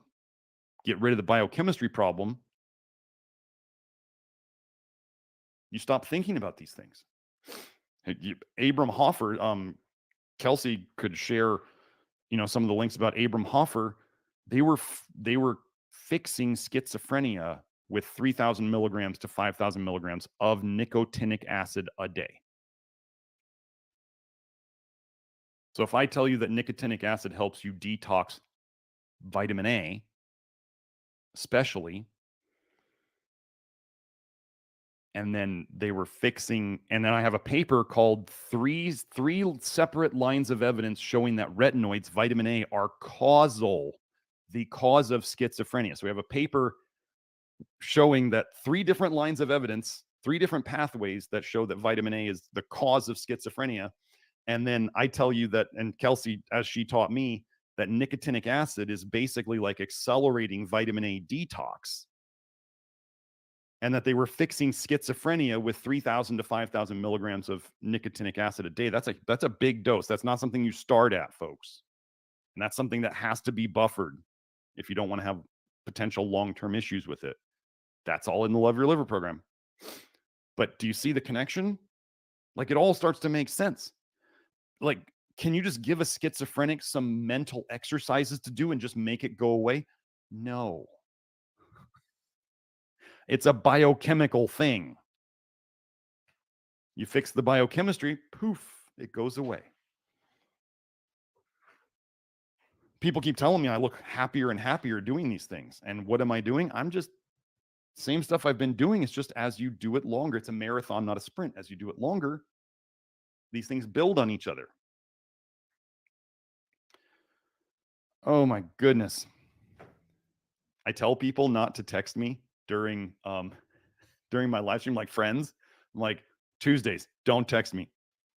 And I've got 18 notifications on my phone right now. I'm like, people, come on. Okay, so Uncle Ale, let me go find your stuff, Uncle Ale. Thank you for all the super chats. Okay, so he said, thank you for the answer. Could you explain a bit more how sulfur slows down detox? Well, let me go find.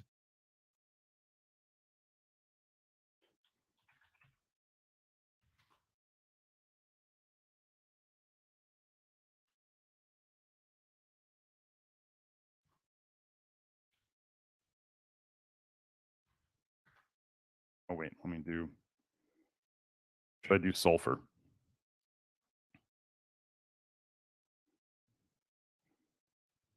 Let me do sulfur, not sulfite.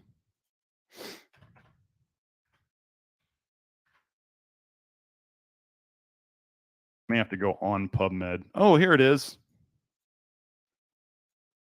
I think I've been over this paper before. So, Uncle Ale, one of the things I have figured out, my contribution to this whole, I have a couple contributions, but one of the biggest contributions I think of mine will be the importance of aldehyde dehydrogenase as one of the most critical detox pathways in the entire body for health. So here's the title of the study: Is aldehyde dehydrogenase inhibited by sulfur compounds? In vitro and in vivo studies. So obviously they're doing these studies because there's a suspicion. Let's see.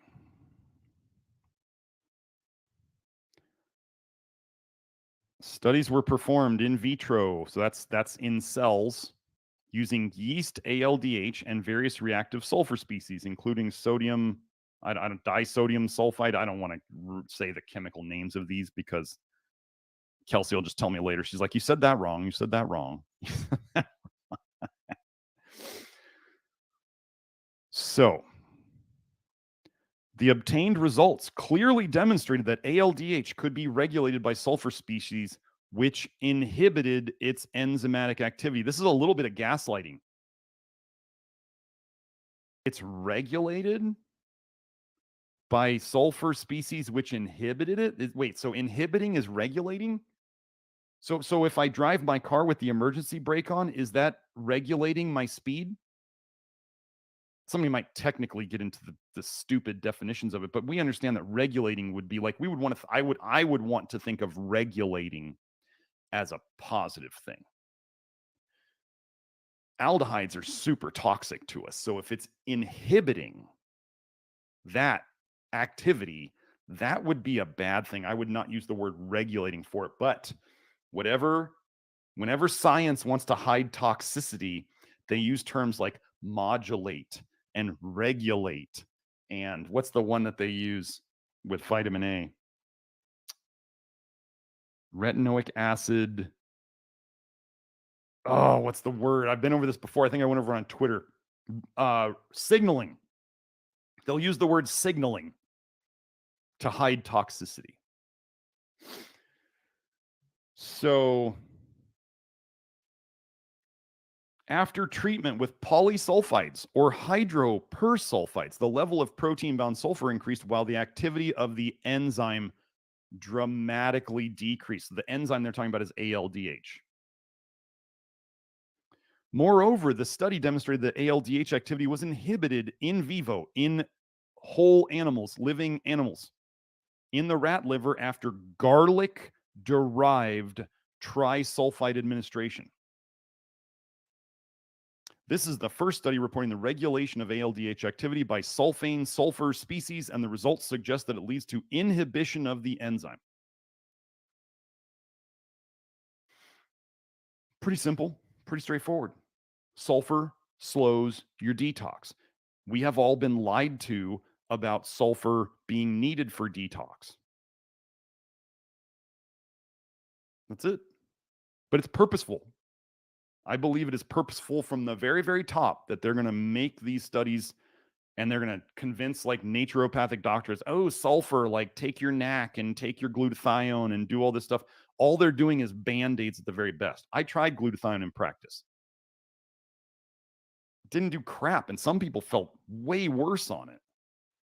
Like, why don't we fix the liver and let the liver make the glutathione? Seems smart to me. If glutathione is such a powerful antioxidant, why don't we let the liver make that and not take in a bunch of plant antioxidants?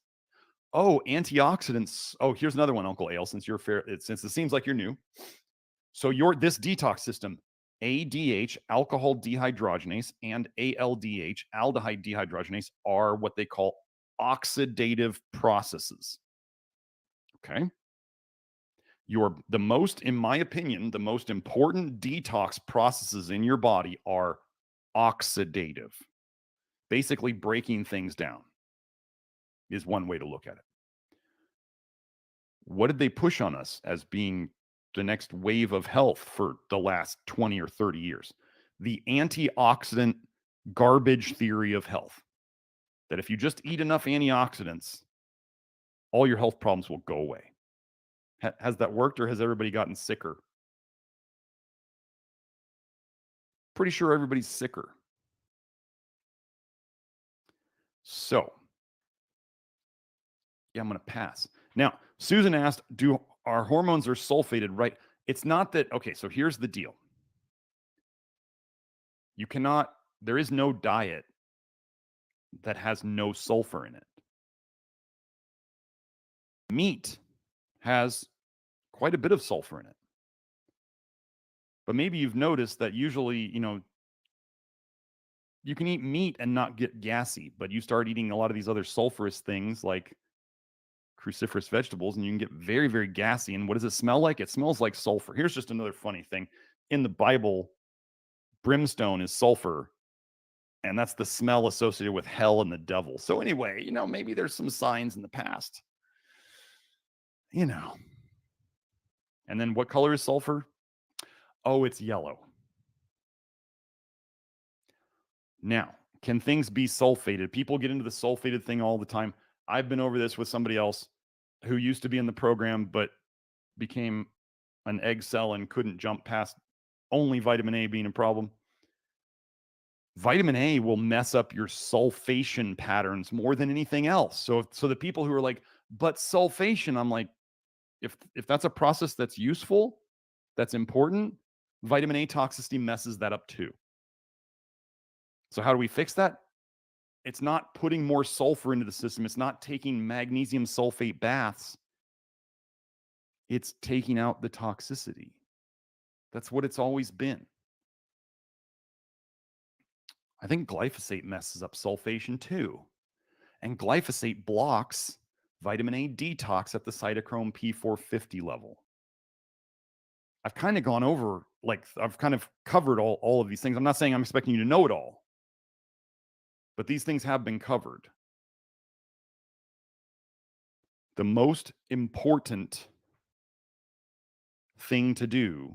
So what is pushed on us by supplement companies and everybody else out there? Like the liver eaters and all that stuff. They're like, nutrient density. No. It is much more important to not put toxins in than it is to worry about putting more nutrients in. If you have to priorities, I'm not saying we don't do both. We correct nutrition toxicities and deficiencies. But if somebody said which one is more important, it's reducing the toxicities. Absolutely. No doubt. I would never say any different. You don't try to put a turbocharger, nutrient-dense foods, and obscene amounts of supplements on a dirty, poorly maintained engine. Because all you'll do is burn out the engine faster. And a lot of the things that these nutrient-dense people think are actually good for you are toxic. So therefore you get, and why would nutrient-dense foods have lots of nutrients in them, but also, as I say, lots of toxins? Think about this. That plant and that animal's liver had to protect themselves from the toxins that they make, right? Just because you have a gun in your house doesn't mean you can't get shot with it. Get it? Right? A knife can cut you as easily as it can cut somebody else. You have to protect yourself and take action so that the very thing the plant uses to damage somebody doesn't damage themselves. You get it? You start to see now? Even nature has to protect itself from its own poisons. People are like, why are all the highest vitamin A foods also high in vitamin C? Well, there you go. Why are all the really high potassium foods like full of vitamin A? There you go.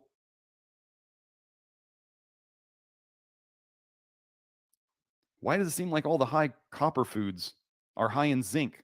So your body, so that it's protected against the copper. And then we look for the foods that have the least amount of the toxins and then are still getting people by. We're not having people fall apart from nutrient deficiencies.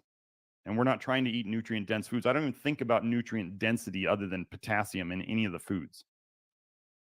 It's not a big deal.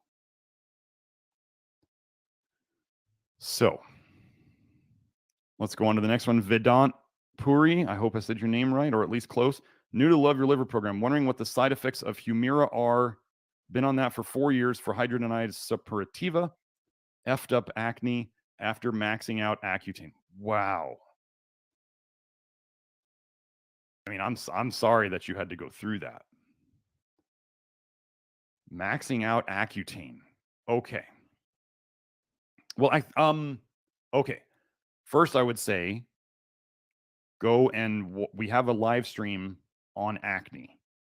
Joe, if you can find it, that'd be great. But if anybody else knows which number it is and you can tag Vedant, that'd be great. In terms of the side effects of Humira, well, that's an interesting question because the side effects of a drug are whatever it does to you, right? When they say, well, there's a 50% chance of this side effect, that doesn't matter because if you get the side effect, it's 100% for you, right? Each person is different. Different people can get different effects. That's why they have these gigantically long side effect lists because it could affect anywhere in your system. So in terms of your side effects, they're your side effects. Okay, so let me just go and do a quick search. Let me find the generic name of Humira first. Adalimumab. Say that like 6 times fast. Adalimumab. There it is. It's spelled right.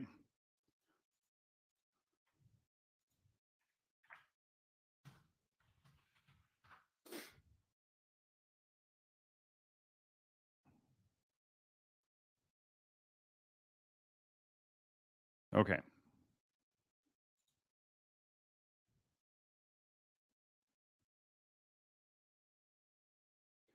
Joe, you could probably show this. I don't know what's going to come up on this. But so adalimumab is an autoimmune medication. Autoimmunity is toxicity. Okay, so Vedant, I want to tell you, acne is toxicity coming out of your skin. As we went over in the acne episode of the live stream, acne is very definitively a nicotinic acid deficiency. Often there's significant zinc deficiency with it, and then there's vitamin A toxicity and copper toxicity. These are all things that we address. So they did this paper. Like, I don't know what we're going to find in this paper. This is me going in blind. So they got the UMABs on the effects of these on biliary inflammation in individuals with primary sclerosing cholangitis. So this means their bile ducts are inflamed and slowly closing shut. Okay. And inflammatory bowel disease. Well, what do you think in toxic bile theory is causing their inflammatory bowel disease? Toxic bile going into their guts. Now, let me set this up in terms of toxic bile theory. I have never looked at this paper. What I'm going to say is that if these medications reduce bile production, reduce bile output by the liver, do you understand the parts that were getting irritated by the toxic bile? The bile ducts, that's the primary sclerosing cholangitis, and the inflammatory bowel disease, that's the toxic bile coating the intestines and damaging them. So, one way to reduce the bile duct inflammation and the gut inflammation would be to slow down bile production by the liver. And if this poison medication did that, we would see improvements in the symptoms. Let's say autoimmune disease is toxic bile leaking into your blood, and you take medications that slow or shut down bile production. You could then see the autoimmune symptoms improve because the less bile that the liver makes, the less bile can leak into the system, the less inflammation you see. Does that mean you fixed anything? No, it doesn't mean you fixed a thing. Okay? So let's just go look. I was just setting that up. I don't know what we're going to see here.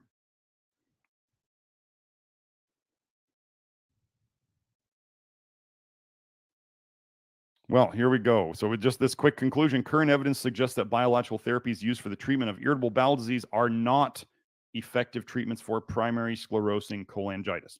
So that's basically that. 12 to 24 months. Didn't change much, but let me go look and see if we have anything else.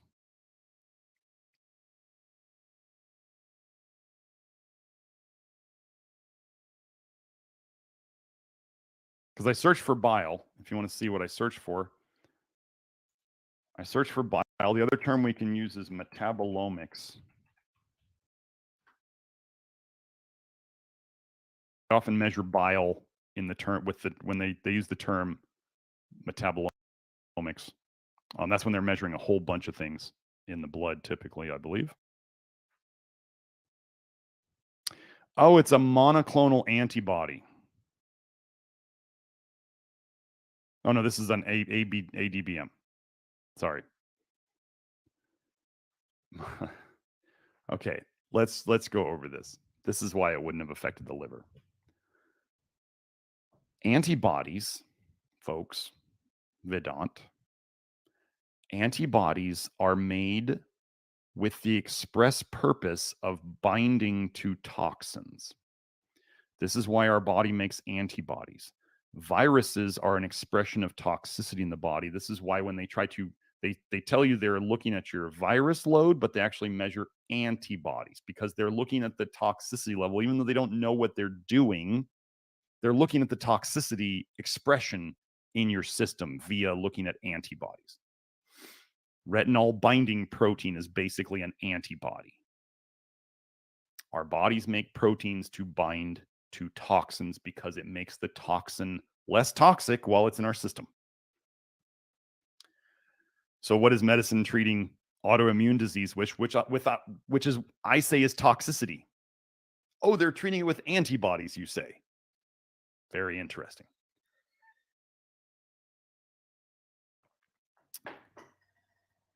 Somebody brought up, if somebody has information on this, somebody started bringing up that like the monoclonal antibodies that they were using during COVID. What do we say that the flu and colds and the coof are, folks?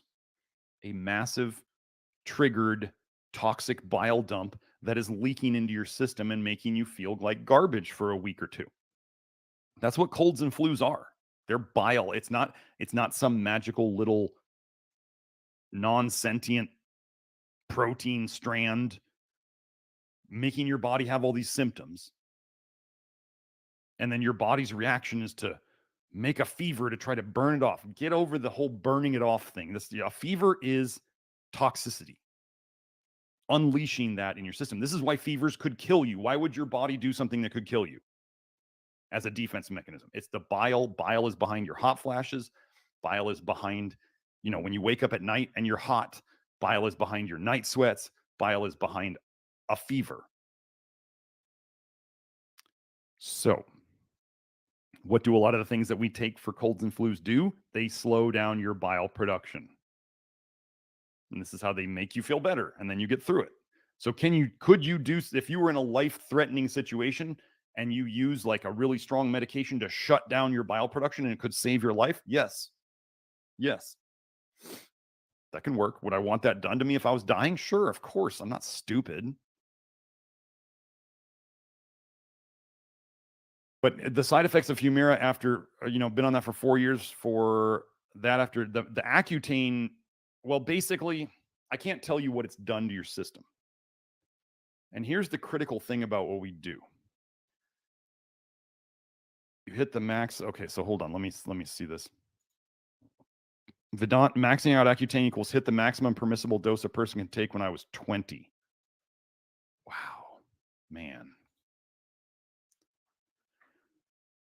Basically, whatever has been done to your liver and your bile via well, there was something going on before you were 20. That's what caused the acne. And then after you were, you did the Accutane, which did whatever it did to your liver. And then now you're doing the Humira. It's all just the good news here is, like I was saying to I think Xander earlier, we just start fixing the liver. And so the goal would be, we start fixing the nutrient deficiencies that can go along with acne, like nicotinic acid, like zinc. We start fixing the toxins coming in that we can work on, like less vitamin A, less copper, that kind of stuff. And then over time, as the situation got better, you should be able to, with your doctor's cooperation or not, I mean, it's your life. You decide which poisons you want to take. Your doctor is there theoretically to help you, not to tell you how to live your life. This is why I tell people I'm a guide more than anything. I'm not here to tell you what to do and, you know, force you to do things. And if you don't do what I want, you're not going to be my patient anymore. I don't do that. That's for small people. I'm here to help people become their own person, not a doctor's little experiment. So it would be, we start the, if you were doing this stuff, it would be start the Love Your Liver program, start fixing your liver, putting in the nutrients, avoiding the toxins. If you wanted to work on the testing and consultation to get better results faster, that would be the next step. And then it would be, if you chose to, the homeopathic detox therapy. If you actually felt like, what your side effects were, did they start before you ever took Accutane? Was there a medication that caused that? Or did Accutane mess you up real good? Or did Humira mess you up real good? That would be your choice. You would have to pick, which one if you wanted to start with it, which one messed me up the most? And then you start there. And then if however well that one works, and then if you go, okay, well, what was the next one that messed me up the worst? And then the next one after that, then you could do those. So that would be the good news is we can fix the liver without, some people don't grok this. I don't have to know what medications you did. I don't have to know what poisons you took in. What we need to do is start reducing the toxins in, facilitating the toxins out. That's like charcoal and soluble fiber. And then correcting the nutrient deficiencies that are necessary to run the detox processes and to be the machinery that runs the detox system. And then if somebody's on a medication, let's say for a condition, over time, as they start to improve all around that issue usually starts improving. And then the person themselves or the person in concert with their physician can then start weaning themselves off the medication. And then eventually they don't need the medication anymore. And then they're not on the poison medication anymore. And then they do even better. So yeah, that's kind of how I would go. I can't say what side effects you had. I can't put numbers on the liver. Like I can't say you're at a 7 out of 10 or you're at a 4 out of 10. Or I can't do that. We can look at your symptoms and we can kind of make an assumption, but still, however bad your symptoms are, the general concepts and principles that we use are still the same. So I hope you got something out of that.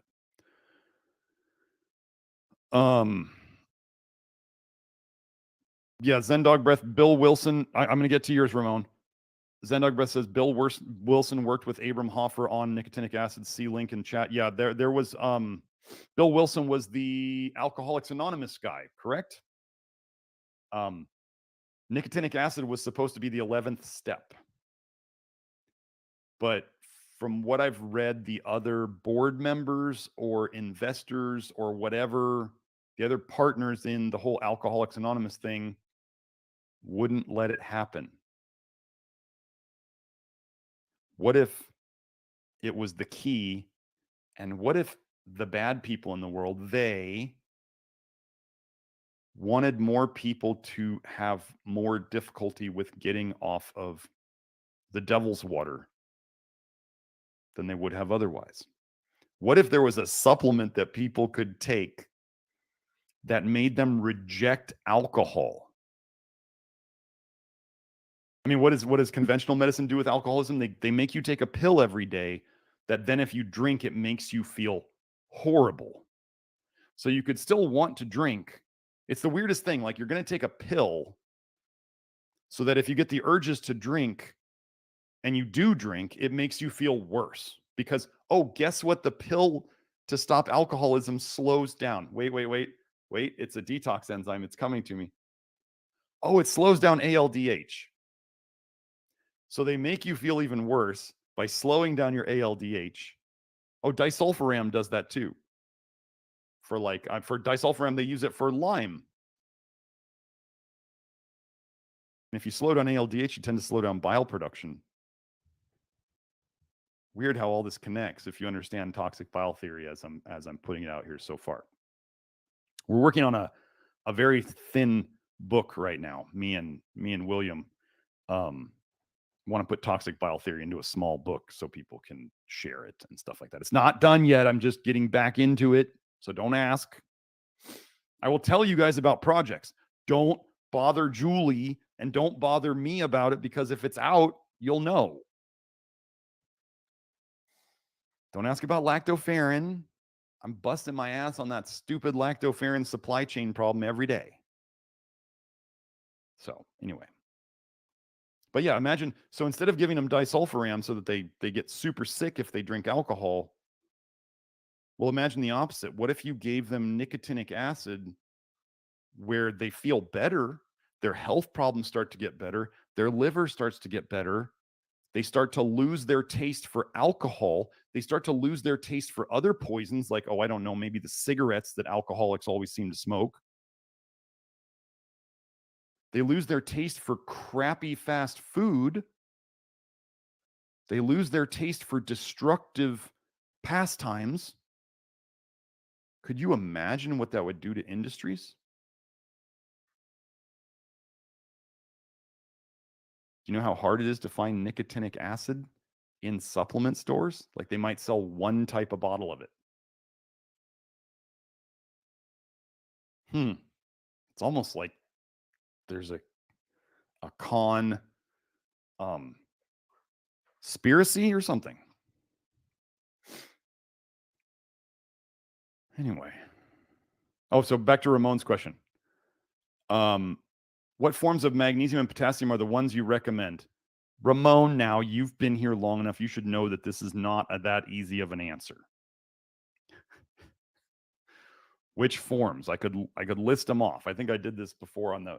You may want to, Ramon, you may want to review, for those of you who didn't see it. I did an episode all about magnesium about like 2 or 3 episodes ago. Everything's like 2 or 3 episodes ago, right? So I did that. The general gist. I spent 2 or 3 hours on magnesium, so I don't want to do all that again.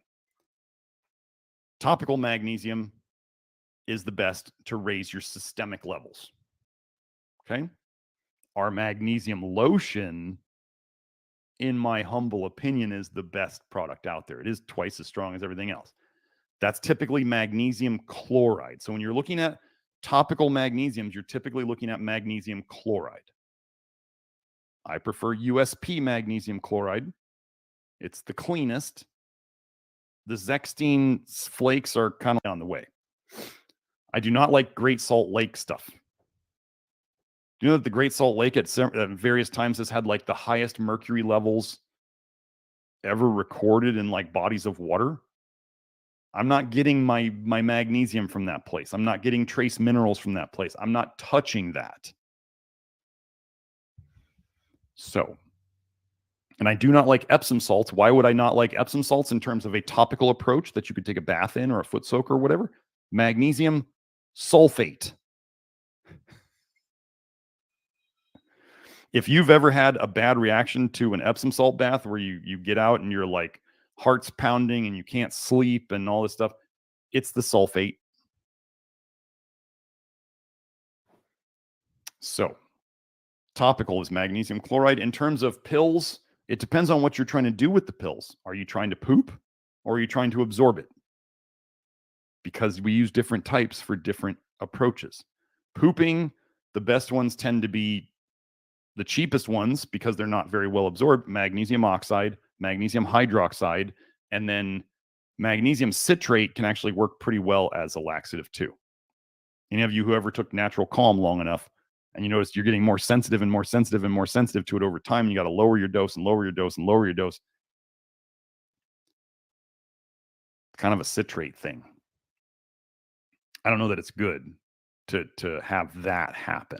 But magnesium citrate is definitely an option for pooping. If we're talking about, now remember, I said magnesium orally, magnesium pills. I believe topical magnesium is 10 times as effective as pills. 10 times as effective, and about only one person, this is my estimate, one person in 20 can actually raise their systemic magnesium levels through magnesium pills or magnesium orally. So if you decide to say, well, I'm going to be one of those 20 and you're not one of those 20, then you're just spinning your wheels. You're not getting anywhere. I can tell on a hair test if somebody can get away with pills because they come to me, they've been on pills. I look at their hair test. I go, oh, your magnesium's all right. You're one of the lucky ones. I tell them that specifically. So anyway, so magnesium malate is one of my preferred oral magnesiums. That's the type of magnesium I put. So what do we use as a filler in Keystone Minerals? Well, I had to put a filler in there to fill the capsule. What did I use as a filler? Magnesium malate. I had the zinc, I had the molybdenum, I had the selenium, and I was like, I need to fill the capsule. Why don't we use a little bit of magnesium, right? So that's the kind of stuff I do with like my supplements. Instead of putting in like cellulose or magnesium stearate or desiccating agents or any of that garbage. Now, potassium. Potassium, there's a whole big article section in the Love Your Liver program, but I'll run through them real quick. The ones that we've used, that some of them work for some people, some of them work for other people. Some of them don't work. Some potassium supplements don't work for everybody. Potassium gluconate, potassium glycinate, potassium chloride, potassium citrate, but it must be non-GMO. Micro ingredients makes a decent potassium citrate that is not from China and it's not GMO. Micro ingredients. You can find them on Amazon, I think. So I got to work on my Amazon list because here's a funny story. Amazon kicked me out of their affiliate program because they demanded to see my links. Like, where am I posting my links? Because I was posting them in the Love Your Liver program. I'm not letting Amazon in there. Like, what am I going to give them a login? So anyway, so they kicked me out. So now I have to figure out how to do my Amazon list so you guys can find all the stuff that I recommend and I use without getting kicked out again. Oh, Amazon, you're such a kind little corporate overlord. And then for potassium sources in terms of foods, the three best ones that are the lowest in vitamin A: bananas, coconut water, white potatoes, well peeled, but don't do potatoes too often. They are a nightshade and they will make you stiff and achy. And if you eat potatoes every day, it's going to bite you in the butt at some point. So let me see the link that, let me find the link that ZenDog put. Can somebody repost that link just so I can find it without having to look through? If you know what I'm talking about, ZenDog, if you could post it again, maybe down at the bottom. And Joe did post the acne live stream. So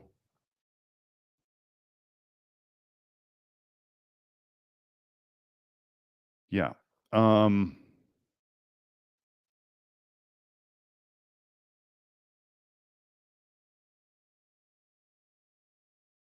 So let's see. ZenDog, you tried super chatting the link. It will not do it. Okay, so why don't ZenDog send it to me on Twitter? I'll go get it. And I'll post it. Yeah, you can't post links in there.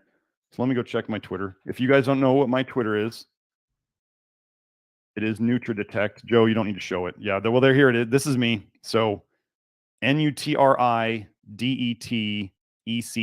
It's not Nutrition Detective because they don't give you enough letters for that. So NutriDetect. So Joe, if you can take that off the screen now, just so my private messages aren't all exposed. So yeah, ZenDog, just send that to me on Twitter when you can, and I'll post it in the chat. So let's keep going.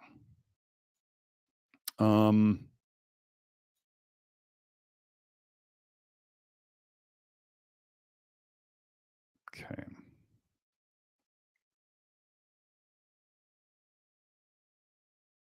So Zendog has been a huge fan of what we do here. And he was just saying, hey, Kelsey, I started mixing my own nicotinic acid and magnesium carbonate, which is my favorite buffer, not magnesium bicarbonate. That's that magnesium water that you have to make. That would be a pain in the butt. I'm not going to do that. Magnesium carbonate is my favorite buffer. Kelsey goes over dosing both the nicotinic acid and the buffering in the Love Your Liver program. Like you can't, there's so much information in the nicotinic acid section in the Love Your Liver program. Like you really don't even understand. If you're just going out there and people are like, take nicotinic acid. I mean, it's better than nothing, but why not make it like really optimal? So anyway, he said he took nicotinic acid and magnesium carbonate today, going for first 1,000 milligram day today. Life is gooder and gooder. It really does get that way. So, Mathay got into, Kelsey has a Telegram group on nicotinic acid. So you can always get in there. Oh, let me get the link. I see that he sent it to me.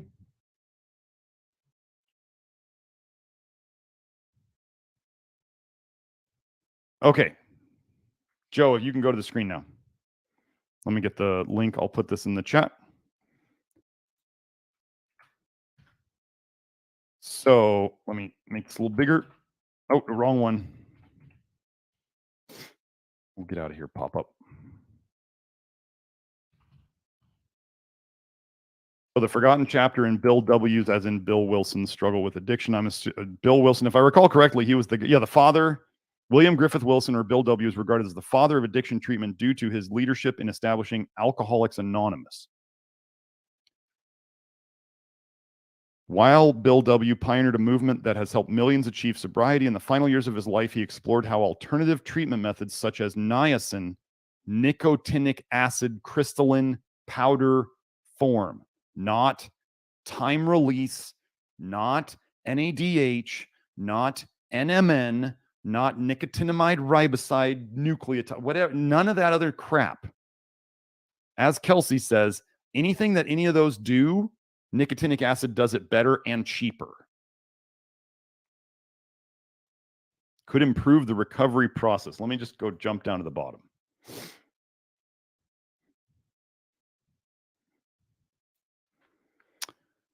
Let's just do this. In this report, a number of notable clinicians reported their experiences with niacin and other vitamins. One such study was completed by Dr. Russell Smith, who evaluated therapeutic effects of vitamin B3, nicotinic acid. We don't call it vitamin B3. Nicotinic acid, niacin, is an amino acid derived from tryptophan. It's not a B vitamin. We don't call it a B vitamin. The B vitamin narrative is horse shit. So it doesn't mean you don't need any of them, but it means that the whole thing's so jumbled up and screwed up. Like B6 is an alcohol and an aldehyde, and it's toxic. You don't take B6. Anyway, so the therapeutic effects of nicotinic acid, which is what they would have used, when administered to 500 alcoholics over a 5-year period, Dr. Smith found that 75% of all patients benefited from niacin therapy and demonstrated newfound strength towards remaining abstinent. This report, in a similar fashion to its predecessors, was largely ignored by the medical establishment. Do you still think the medical establishment is on your side? Have you watched family members completely crumble under alcoholism? I've had some. What if they could just take nicotinic acid and then they don't have to, they actually internally start to become more resilient to avoiding the poison?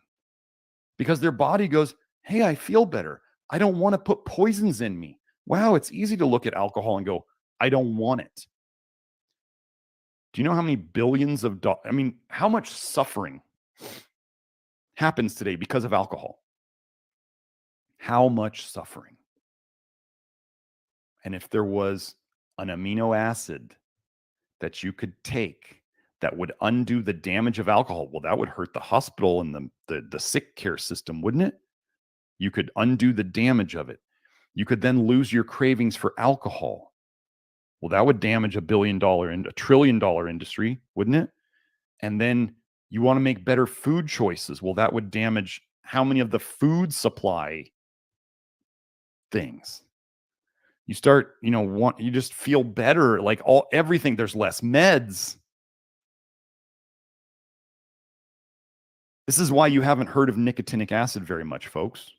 Or maybe you did for a while like I did, and I took it for a little while and I got the flush and I was like, I was a baby about it, but I was a baby, but I had not been explained that this is okay. It's not a problem. And if you do it more times, you'll get used to it and you may actually even start liking it because your body, think about this. Why do people start to like the flush? Even though it's still prickly, it's still hot, it's still itchy. Why do people start liking it? Because we can be trained just like a dog can.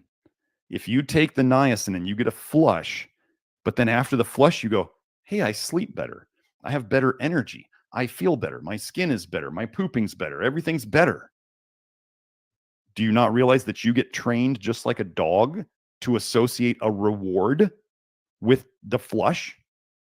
It's as simple as it's just psychology. Evolutionary psychology. Your body going, this reaction's a little weird, but afterwards it's good for me. I like it. It's the exact opposite of what alcohol does, right?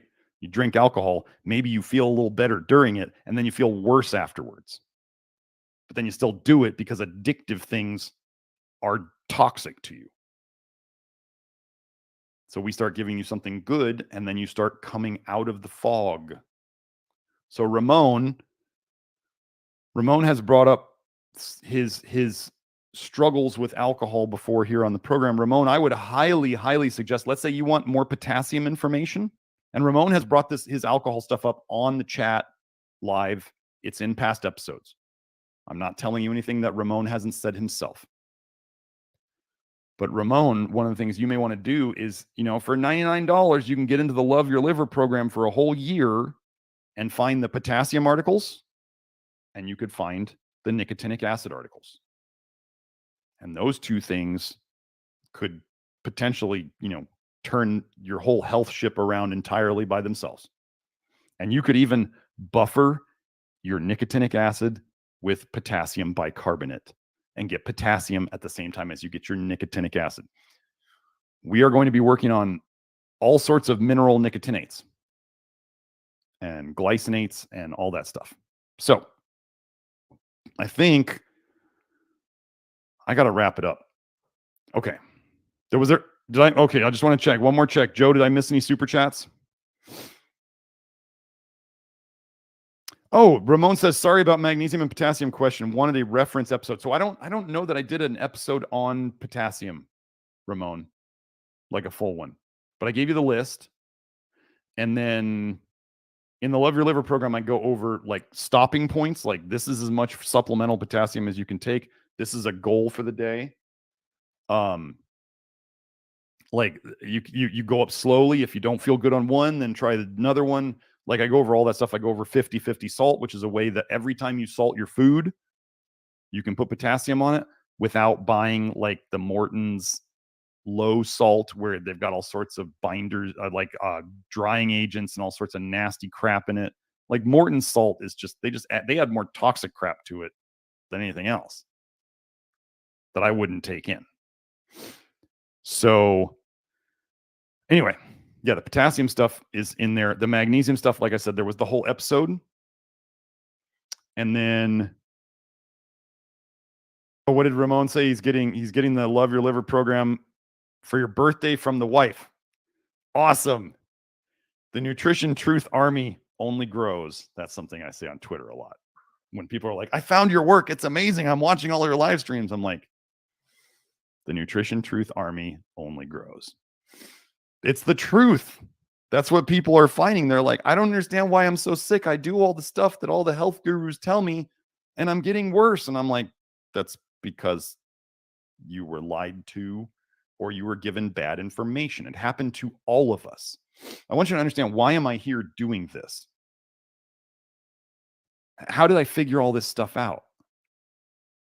I'm very good at pattern recognition. I don't trust anybody implicitly. You know what? You want to know a term, a saying my dad told me when I was young? He said, believe nothing of what you read and only half of what you see. Now, I know he didn't make that up. That's not his saying.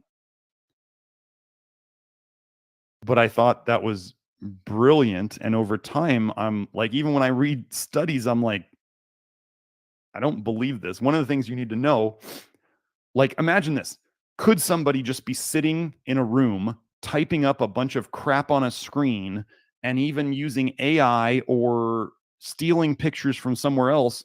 And could they completely make up a study wholesale? They never did anything,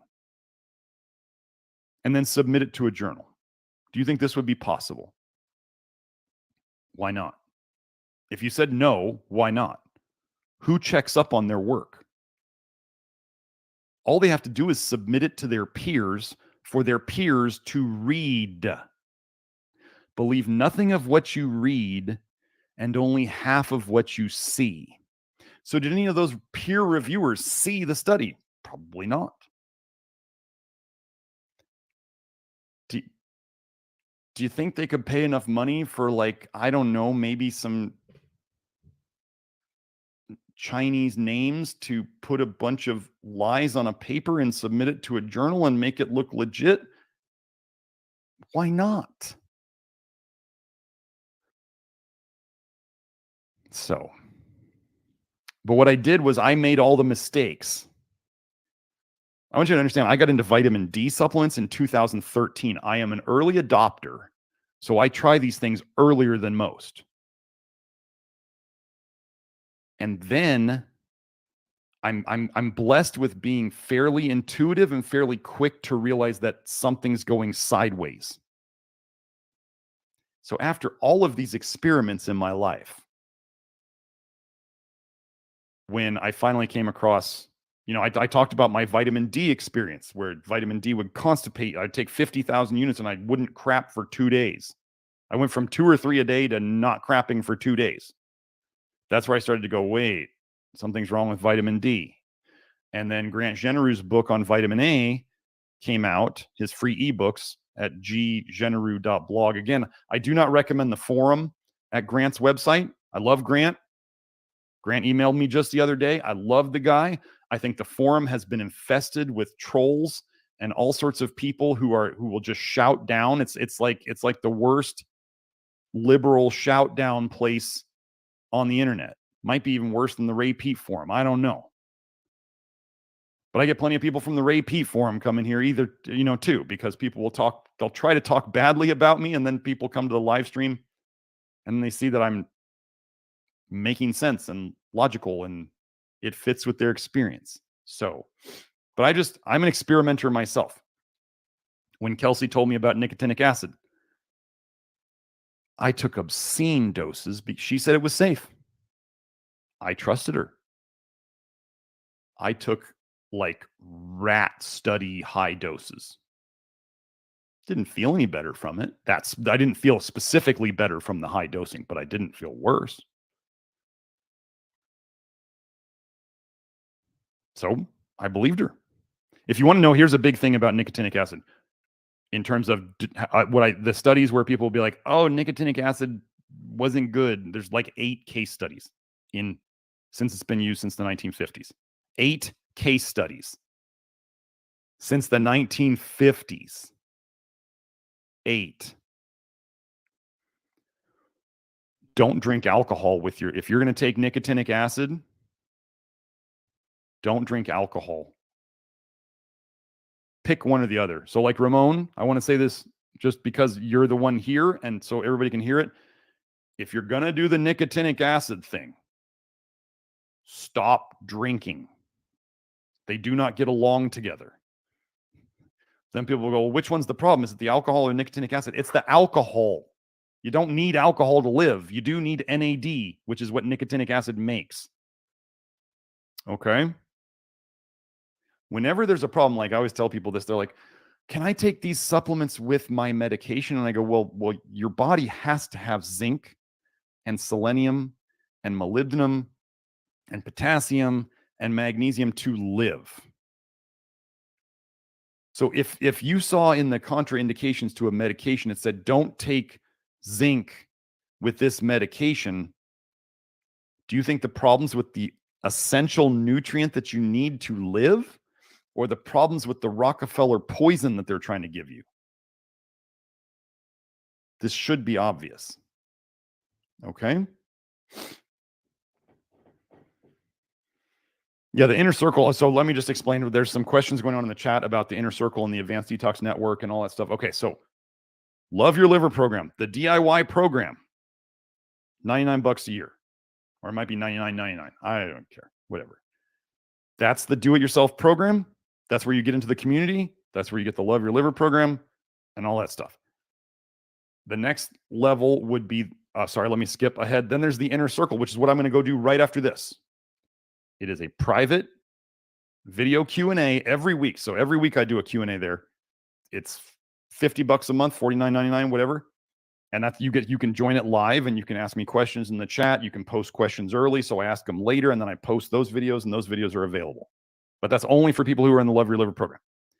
Then I wanted to make a less expensive version of the inner circle so people could see it if they couldn't afford the $50 a month, or maybe they didn't want to ask questions, or they couldn't watch it live, or whatever.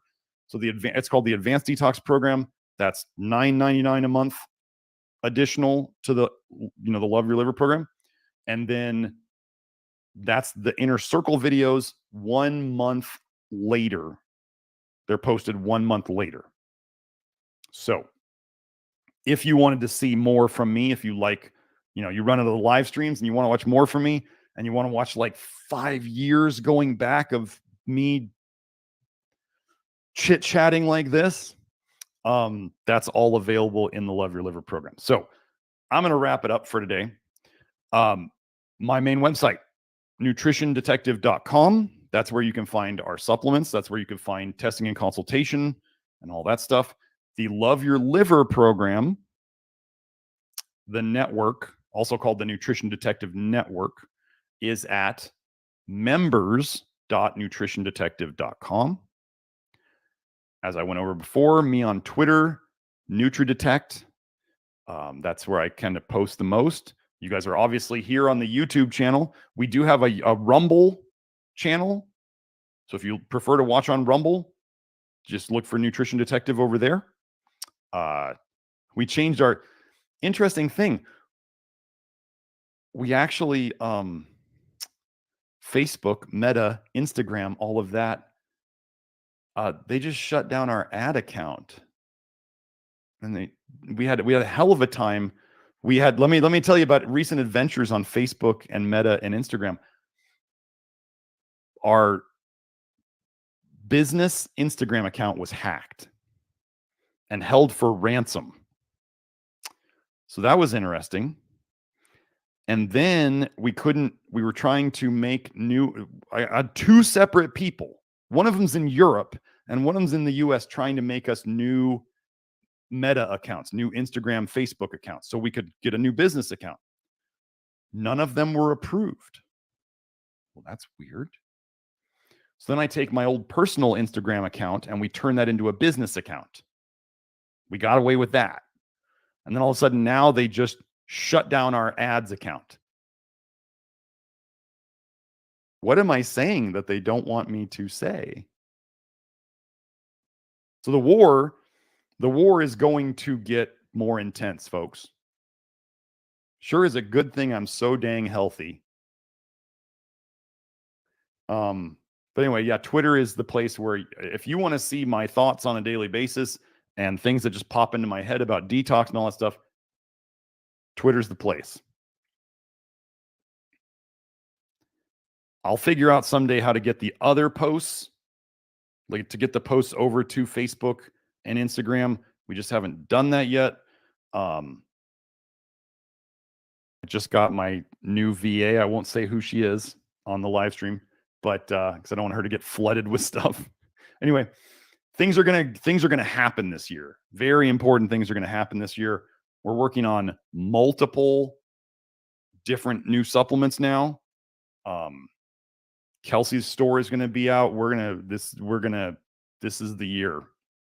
This is the year, folks. So anyway, I'm going to wrap it up. Y'all have a great day and a great week, and I will see you all next time. And then, all the information, if you need to contact us or find stuff from us, it's all in the info below. Have a great week. Bye now.